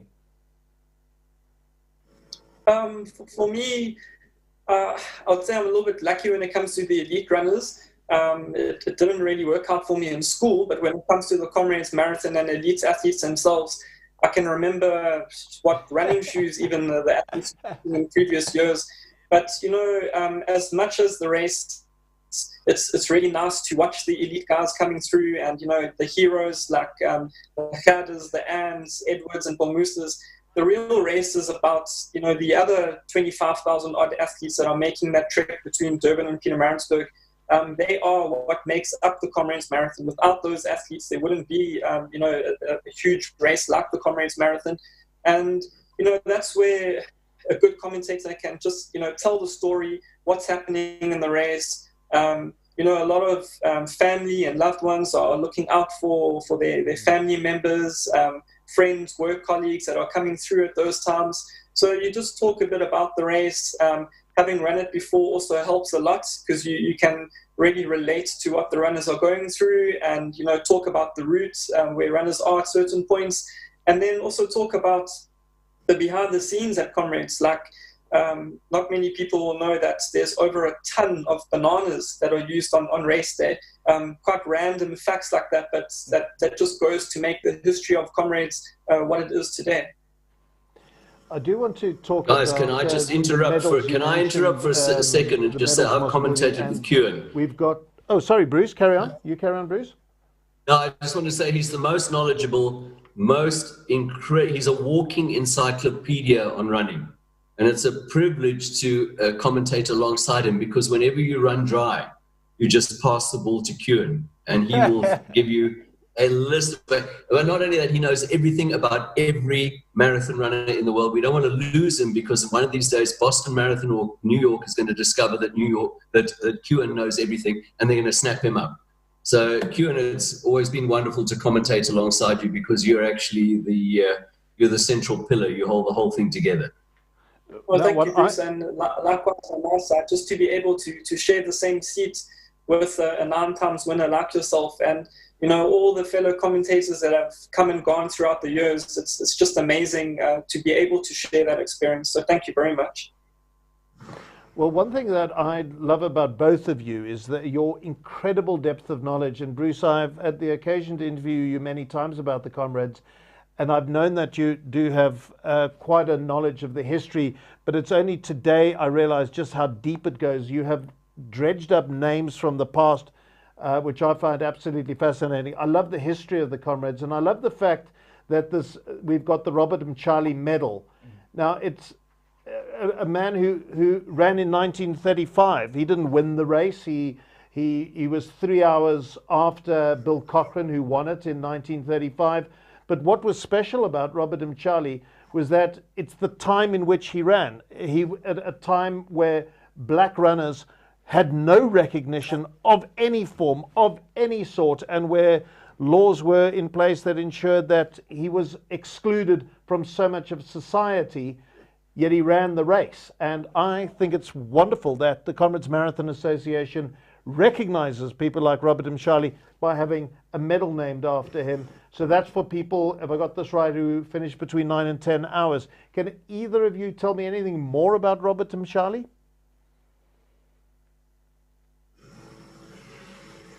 Wow. I know he ran in the 1930s, is that correct? Unofficially. Yeah. I believe, unofficially, yeah. Yeah, I believe that one of the runners who finished next to him gave him his medal. And he was cheered and celebrated all the way along the route, but he just wasn't official, which tells you already how Comrades has been a kind of a litmus paper about where South Africa should be. It's always been telling us, come on, guys, if we can all run together, we can all run this race, why can't we do this as a nation? And I think it's fabulous that there's a medal named after him. I think 10 hours is a great time, and it's inspired a whole lot of people. And I know fellow Comrades runners all around the world who desperately want the Robert Mchali medal, and they would have been running for it today. And in fact, as we look now, it would all be over, but there would have been a lot of happy people having earned his medal. In fact, you write about the way Robert Mchali was fated at the end, because in John Cameron Dow's wonderful book, The Comrades Marathon, The Ultimate Race, he talks about a councillor, I'm presuming it could have been the mayor at the time, who gave him a special award. But it's wonderful that his name now is so synonymous with Comrades Marathon that there is a medal named after him. I think we're going to be joined now by the Premier of KwaZulu-Natal. We have got Sikle Zikalala joining us on our special program. Mr. Premier, thank you very much for your time. Good evening. Thanks a lot, and thanks for having us on your program. We extend our best wishes to all athletes, the legends, and those who are still running. Yep, they're still out there. We'd imagine it would be a very different day for you had there been no lockdown. You'd probably be at the Moses Mabhida Stadium welcoming the runners in. How is lockdown treating you as Premier? Well, of course, it is a challenging moment, and it's affecting both in terms of our social orientation, but also in terms of economic landscape. By now, we know that many people would have been in Durban and Pietermaritzburg, but nevertheless, we believe that the decisions by government to impose or to direct us to the lockdown is for the good cause, and we therefore believe that next year we will have a successful Comrades Marathon. Mhlonishwa, you are quite an active person. If your social media is anything to go by, you often post videos of exercising. I mean, as a public figure, when you're a premier, you're also a public figure, is it important for you to exercise and stay fit and healthy? And will you ever be on the road between Durban and Pietermaritzburg running 89 or 91 or whatever it is kilometers? Well, though I haven't run the marathon per se, but I'm hopeful that soon I will do the full Comrades Marathon. We will want to continue encouraging the people to stay fit. And that's why today I dedicated some time to run. And I did something like 14.5 kilometers running. And I would want to encourage all people to stay fit. Physical exercise is important because it also shapes your mind and your thinking. Mr. Premier, well, it's been wonderful hearing from you, and I'm encouraged to hear that you have a Comrades Marathon on your horizon. Did I understand that right? You say you are one day going to run the Comrades Marathon. One day I will definitely participate, and I want to encourage all athletes not to lose hope. It was just for this year because of the pandemic, but we want to all stay on course and be ready for next year. Let us train. Let us ensure that we prepare ourselves. Once the lockdown is over, we will again enjoy ourselves and the marathon. Thank you very much for your time, Mr. Premier. That is the Premier of KwaZulu-Natal, Sikle Zikalala. And I believe we're being joined now by another big name from the Comrades Marathon, not only as a former winner, is one of the great warriors. Bruce Ford, I spoke about the great rivalry that he had with Nick Bester, but also Nick Bester is one of these men who has trained and brought some of the great Comrades Marathon winners to the fore. So we will we'll have a chat to him in a few minutes' time as soon as we can get him up.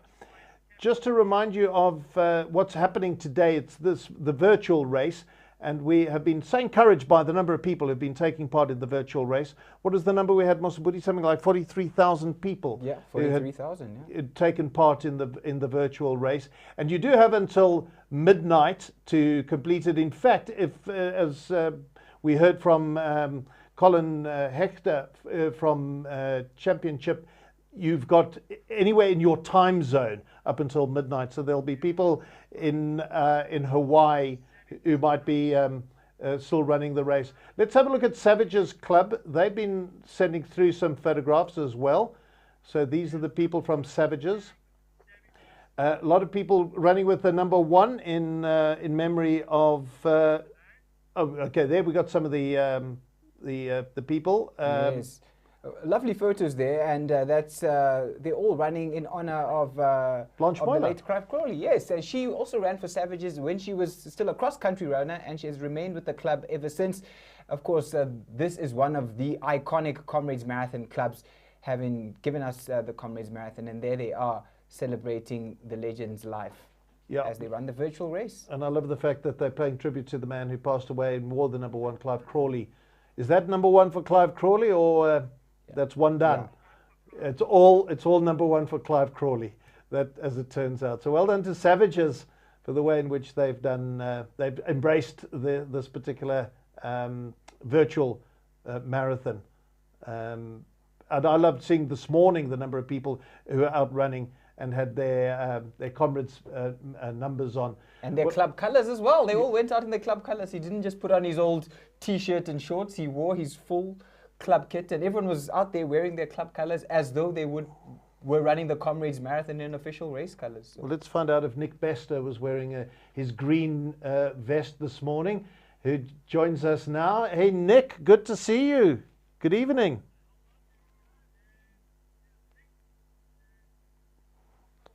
Now, for some reason, are we going to get some... Sorry, Nick, we don't seem to have the audio from you. We're going to try it again, find out why we don't have any audio. I'm going to bring Kieran in. Let's just talk about Nick Bester, Kieran, as one of the great Comrades competitors, but also as one of the great Comrades coaches. Yeah, definitely. Nick winning the race back in 1990, where he dethroned Bruce, and taking the victory there. Sorry, 1991. And now, national team manager of the very dominant Nedbank running club, and now coach extraordinaire. The things that he's done with Gerda Steyn, where in 2017 finishing 4th in Comrades 6:45, now breaking 6 hours, as we've mentioned a few times last year, and a 2:27 marathon at the New York Marathon, which is not a really fast course. We haven't seen the full potential of Gerda. And Nick Bester, motivating thousands of athletes across the country, around the world as well, and a great gentleman of the sport. Let's see if we can get Nick back. Don't know if you can hear us all right, can you, Nick? Yes, I can hear you. I'm on board. And we can hear you as well. Did you go running today, Nick?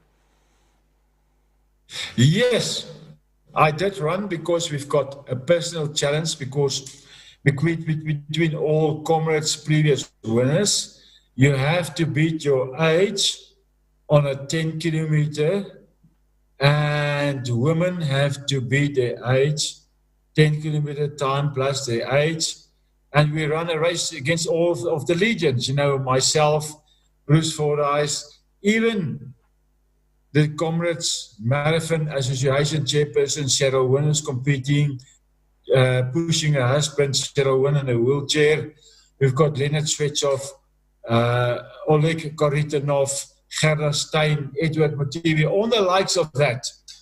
It is a great race. This is the ultra marathon race in the world. And on the road when I was running, there were so many people who stopped me when taking pictures and talking about the Comrades and it's just emotional to see how much this race is meaning to thousands and millions of runners in the world. What gives you greater pleasure, Nick, your own victory, or when you see the people you have coached coming in and winning? Not my own victory. I'll be very honest with you. When I won the Comrades in 1991, it was as is going to be a formality. So that is not so major on my radar. On my radar is this race. I see this emblem of the race, the Comrades Marathon. I'm getting goosebumps. When I'm hearing the chalice of fire, I'm getting goosebumps. When I'm seeing people gunning for the last people to be home at the Comrades finish, wherever it is, in Durban or in Maritzburg, it's giving me goosebumps. It is not about me. It's about the race. This is the race. This is the race. Everybody is talking the whole week about this race, the Comrades Marathon. It's amazing. It's emotional, and it's an emotional part that pushed me to victory. I was not a great athlete. I was a triathlete. And when I decided to run the Comrades, I just get my emotional side behind the Comrades, and I won the Comrades. And that is amazing for me.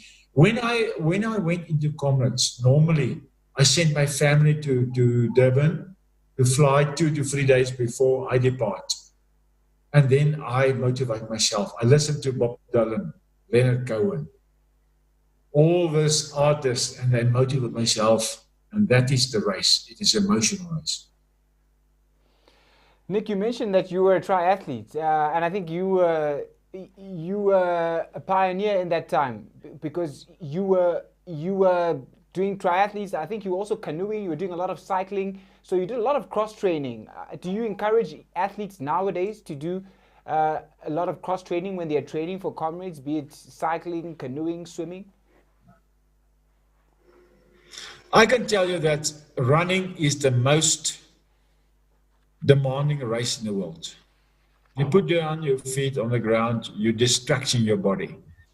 Every step you do, you are breaking down. So what I discovered is that cross training is the best way to prepare for Comrades.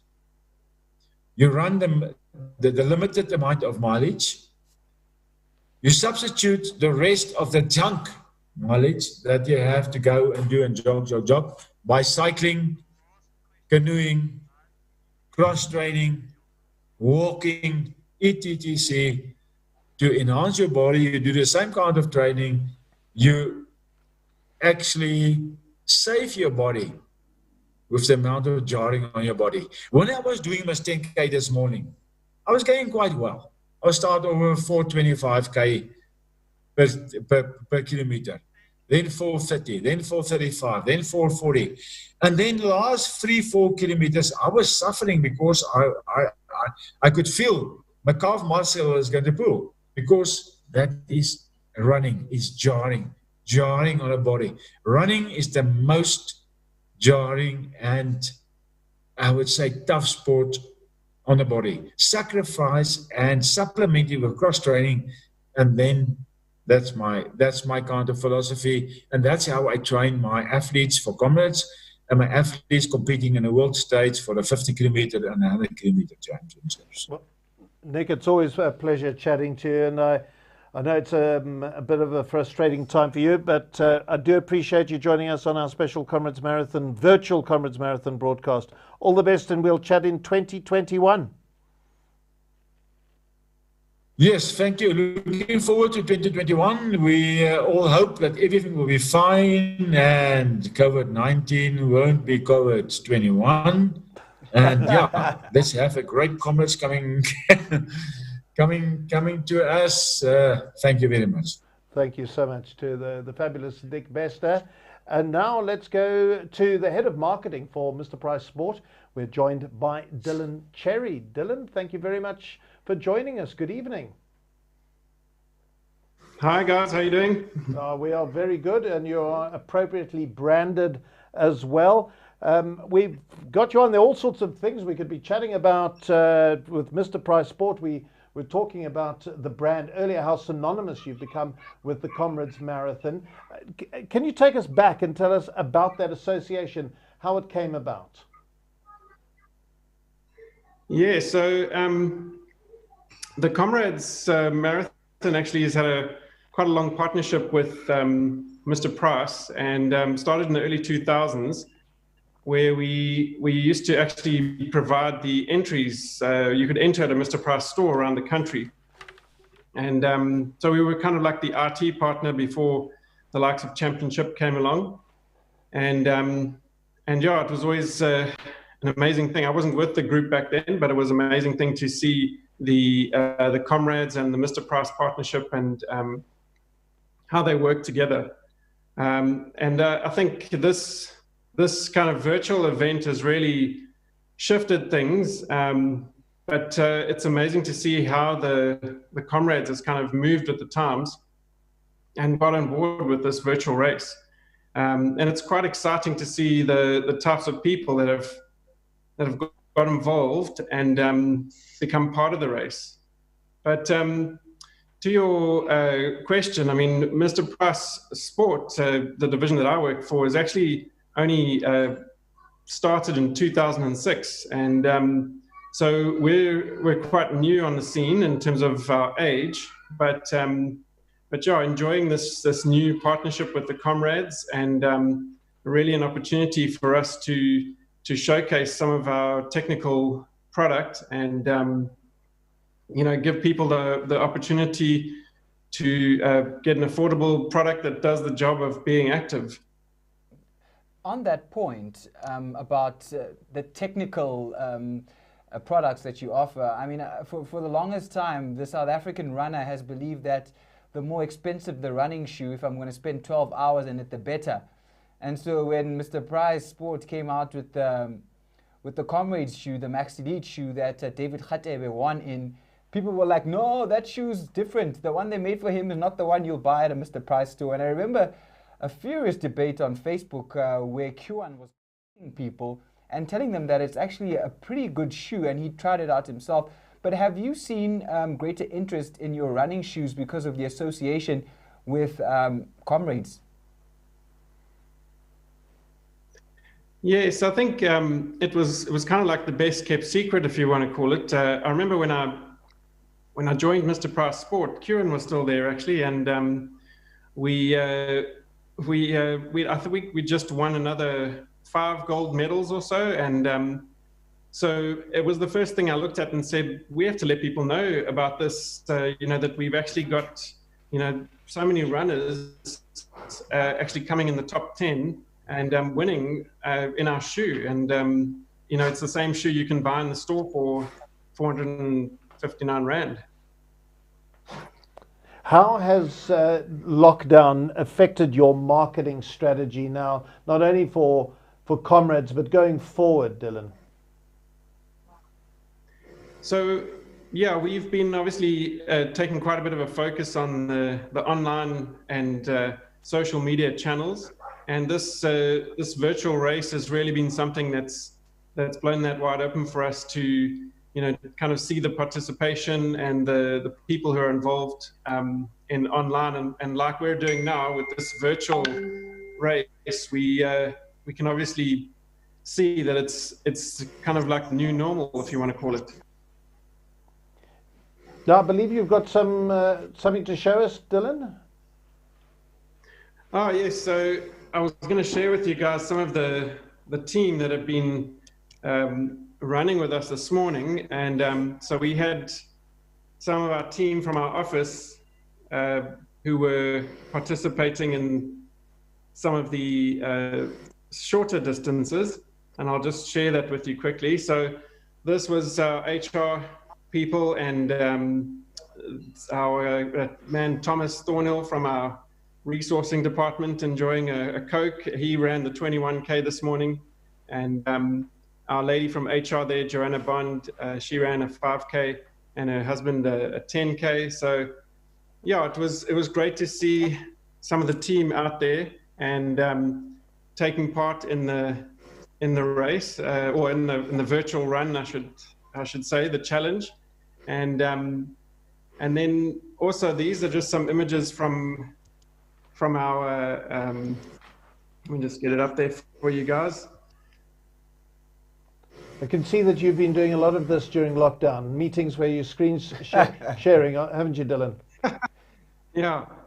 So here is Nkosi Kona, who ran 90 Ks, and yeah, he was cramping, as Martin was telling us earlier during the run, but I just thought what an amazing effort to run 90 Ks I mean, he had the supportive Prodigal and some of the guys there, but I just thought, without the half of the race going around you, he really put in a great effort today and ran the full 90. Prodigal ran the 21, and I think we had a team member running in each distance. But I just wanted to share that with you guys.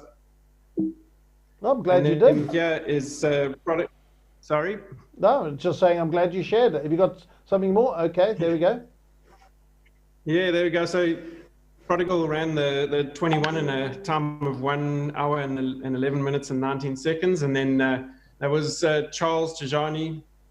I think he wanted to try and give the full distance a go, but came up with 47 kilometers, which is nothing to sneeze at. But yeah, those were just some of the images from the day, and obviously all shared via social media. And yeah, enjoyed seeing all the activity and the guys getting out there and enjoying themselves. Oh, very nice. A final question for you, Dylan. Are you amazed, impressed at the way this virtual race has taken off with 43,000 people, not only here in South Africa, but around the world getting involved? That might unlock a few more marketing strategies for Mr. Price Sport? Yeah, so I was looking at that actually, and I saw that I think we had just over 70% were local entrants, and I was chatting with Colin, and he mentioned that over 1,000 people from Brazil. I mean, I thought it really is incredible. It does open us up, even I think for Comrades itself, to the rest of the world as an event. I mean, not that it isn't popular or well known worldwide, but I think it's an amazing thing to see the participation across the rest of the world. Dylan, we'll leave it there. Thank you so much for your time, and let's hope we see Mr. Price Sport back on the road sooner rather than later. Thanks for joining us this evening. Yes, thanks, guys. Cheers. That is Dylan Cherry, who's the head of marketing at Mr. Price Sport. They've obviously been a huge influence in the Comrades Marathon, Mosbudi. Yeah, certainly. And whenever I'd go down to run the race, you'd always get the booklet in the last 10, 20 years, and read about Mr. Price, Durban-based company. Wander into the store, which you shouldn't be doing the day before the race, but there I was looking for a pair of socks, which is not the right thing to do. But yeah, I actually bought a pair of the shoes they were talking about after that conversation that we had with Kuan on Facebook about the quality of the shoes, and I was running in them earlier on this year, and they're actually a pretty good pair of shoes. But yeah, especially if you're light on your feet, great pair of shoes. No, I'm thumping on my feet. Now we got a photograph of some of the kit they had in 1921. Let's have a look at that. Can you imagine running like this? Bruce Fordyce, this guy was running in his boots, but I do recall there is also a story in John Cameron Dow's book about somebody who ran, he was a Springbok rugby player, and he ran in his rugby boots. I don't know if either of you can remember who that was. I think it's in the 1920s. Yes, Bill Payne. Bill Payne. Exactly. Yes, David, Bill Payne.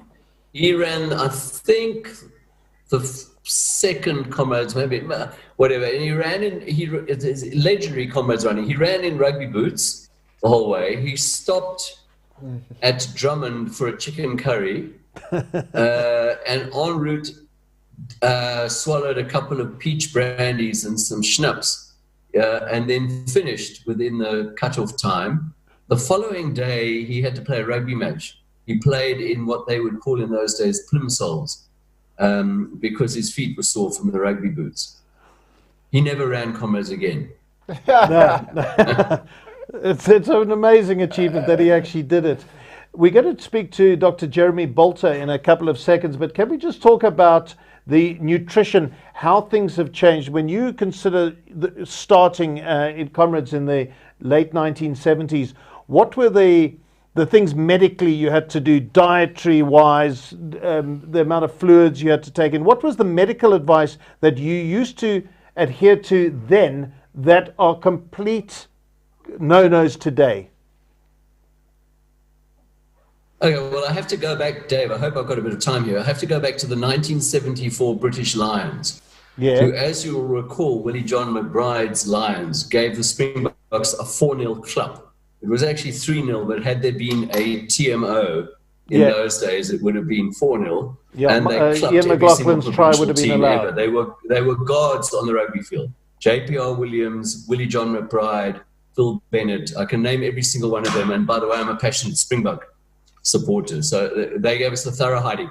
But one of the things they did was they were so frightened of the African sun, being Europeans coming out from Europe, that they took salt tablets to stave off cramps. And so this nutritional advice swept its way into running. And so when I ran my first Comrades in 1977, we swallowed salt tablets the whole way through the race so that we wouldn't cramp. We were completely astonished why we cramped horribly the whole way through the race because we were dehydrated.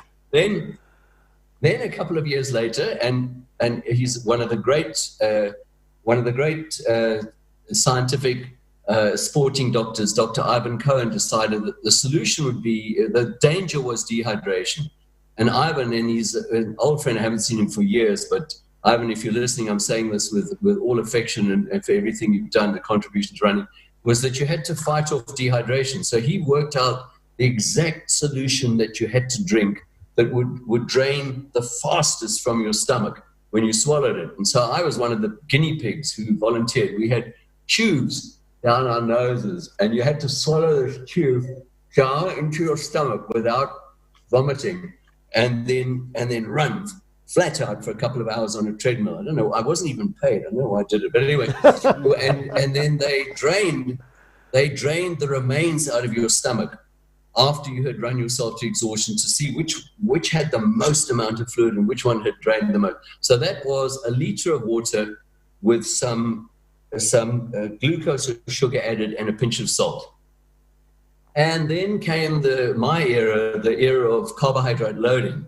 And that was because a fantastic marathon runner called Dr. Ron Hill, with a PhD in chemistry, who also happened to be a fabulous runner. He won the first Englishman to win Boston. He won the European Championships. He won the Commonwealth Games, and he was just impossible to beat for about 5 or 6 years. And he found a diet that Swedish long-distance cyclists had been using called the Salton diet. That is not salt. I'm not talking about the 1974 Lions anymore. It was called, and it was, what you had to do was you had to, with a week to go for a long run, deplete your body of all the glycogen you had in your muscles and in your liver, and then for 3 more days continue to run, eating only meat and fat and salad and lettuce. So basically Tim Noakes' Banting diet. And then at the end of that, you had to then switch and not train anymore for the last 3 days before the race and carbo load. That meant bury your face in donuts, chocolate, alcohol, sugar, and as much as you could until you were completely full. And then the idea was you would go into the race with an overloaded fuel tank. You would go into the race with an overloaded fuel tank. And by the way, it worked. It worked fantastically. For me, it worked fantastically. And so that's what I did. I did the Salton diet every single year, and it never went wrong. Now, I mean, obviously things have become more complex and there are all sorts of different ideas, but there are not a lot of people who are running under 5.5 hours still. I mean, if you look at Edward and Bongmusa last year, they didn't break 5.5 hours, and I'm not sure if they're doing the Salton diet. So maybe they need to get hold of Ron Hill's book and have a look. But I wouldn't do that. I wouldn't try that diet now for all the tea in China, but it worked at the time. And then you had Wally Hayward, who'd eat a steak before he went running. In fact, let's get a medical man. Well, no, Wally Hayward would wake up at 3 a.m. and grill his own steak and chips at 3 a.m. and then run. But then remember, Wally was so gifted. Wally was so gifted that he could make horrendous mistakes and still win. I've had the steak and chips at the end of the evening at 3 o'clock in the morning. We've got Dr. Jeremy. Yes. Dr. Jeremy Bolter joining us now. Good evening, Jeremy. Thanks for your time. Good evening. I don't know if you've been hearing Bruce Fordyce running through the various fads and diets and nutritional advice that he was getting. I've just heard the last couple of minutes of it. Well, it went from salt tablets to days carbo when, loading. I remember the days when carbo loading was the fashion. There were carbo loading parties 3 days before Comrades all over the country. And as Bruce said, it worked in those days. Science has evolved and changed things, but probably the basic principles apply, that you need the muscle build up beforehand, and you need the energy whilst you're running. And how you get that energy is dependent on the individual very much.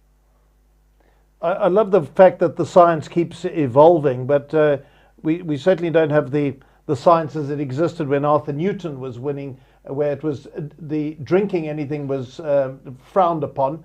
How advanced are we now in understanding the physiology of the runner? Oh, we're hugely advanced.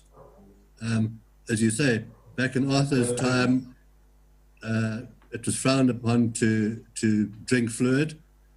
And when I first became involved with Comrades 42 years ago, the idea was that you should drink somewhere around 1 litre per hour that you're on the road. That went out of the window when we discovered that runners were becoming hyponatremic, or overhydrated as it's called. And it's now changed to drink enough, but drink when you need to. And it's an individual thing. Every runner is different. Depends on their size, their training, their speed, and the weather conditions that apply as well. So one size certainly doesn't fit all.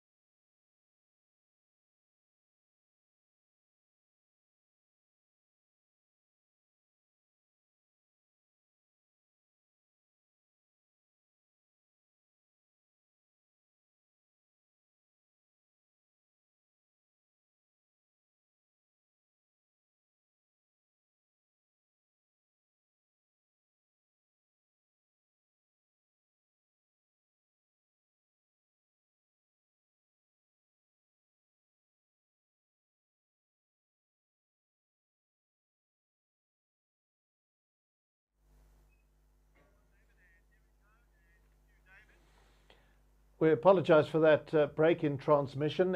We're just about to wrap up our broadcast. Jeremy, are you able to hear me? Oh, yes. The question I was asking before we had the break in transmission is whether carbo loading now is a thing of the past. Bruce was saying that when he was doing it, it had worked for him. Have we moved on from the notion of carbo loading?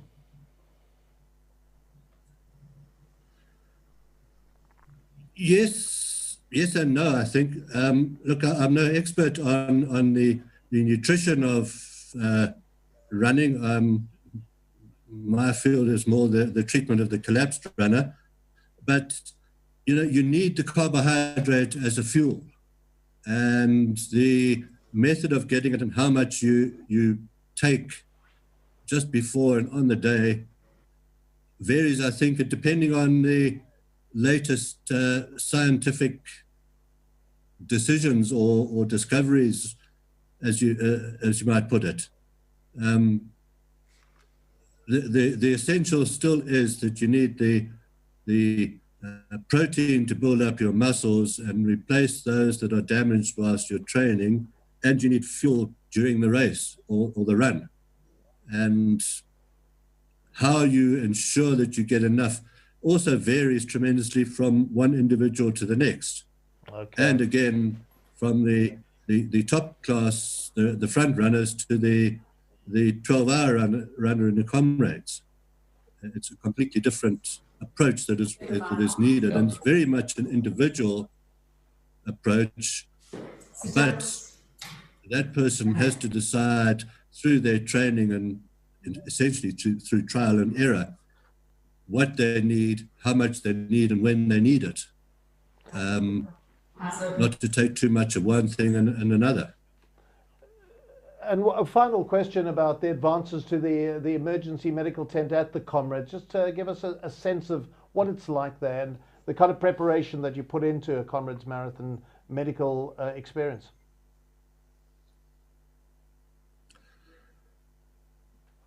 Well, the change from my first time in 1979 from a 3x3 army mess tent to a 2,500 square meter tent now is indicative of how one of the changes has been in the size of it and the staffing.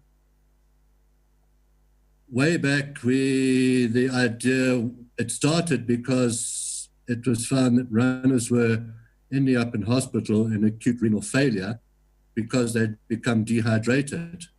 And my predecessor, the late Dr. John Godlington, who started the medical facility, said quite simply, if they had been rehydrated after the race, they wouldn't have ended up in hospital. And that's how the tent came about. Initially, we put a drip up on every patient that came in. Over the years, we've advanced, as it were. We have a little mini laboratory in the tent so we can get essential blood tests done within a matter of 10 or 15 minutes to assess the patient's sodium levels, which is a direct indication of their level of hydration. And so we know who we need to give intravenous fluids to and who we don't. We also have an ICU section now. It's a fully equipped ICU, just as you would get in a normal, well-equipped hospital setting for the really bad cases that we get. But we still are, what I like to say, essentially a very high-class and very well-equipped first aid medical station. And our aim is to rehydrate the runners that need rehydrating, treat runners effectively so they can leave us and go home and not run into trouble later. But those who are in serious trouble, stabilize them and then get them off to hospital where they can be properly treated and be discharged when they're fully recovered. Well, an important role that you play, Jeremy. Well, thank you very much. As we are wrapping up our broadcast, I do appreciate your time and that look at the important work that you're doing. And we hope that you'll be putting up that huge tent this time next year for Comrades Marathon 2021. Thanks so much for your time. Pleasure. We'll be there next year. Thank you very much to Dr. Jeremy Bolter. And also, thanks to Bruce Fordyce. Bruce, you have kept us wonderfully entertained. And I know it does sound like there are a couple of hooligans in the background there that you might want to go and join. No. I'm socially distanced. I'm all that. It's the next door neighbors. It's the next one. But just one point everybody said, by the way, to all the Comrades runners, fantastic, well done, brilliant today. The gifted ones like myself and Nick Bester are gifted because we did one wise thing in our lives. We chose our parents with great care. That's a lovely way to end. Bruce, thank you very much to you. It's genetic. But thank you, guys. It's been fun. Thank you, Kieran. Thank you so much. To Kieran Walker as well, thank you so much for joining us, Kieran, and sharing your incredible knowledge. It has been great fun. Well, thank you, David and Mosibodi, for having me, and it's been another honor again sharing the stage, so to speak, with Bruce. And if I have any parting words, just going back to the diet talk that everyone was talking about, I think everything works differently for different people until you find the right recipe. But in my closing words, I'll just leave a very famous Nick Bester quote, where a lion doesn't eat spaghetti. I'll leave it at that. I love it. That's a lovely parting shot. Thank you so much to Kieran. And Mosibodi Whitehead, are you going to be running next year? Well, hopefully, David. Looking forward to next year's race. Training starts tomorrow. And yourself? No, thank goodness I broke my ankle a couple of years ago, and the surgeon said, you're never allowed to run again. I'm happy doing this job instead.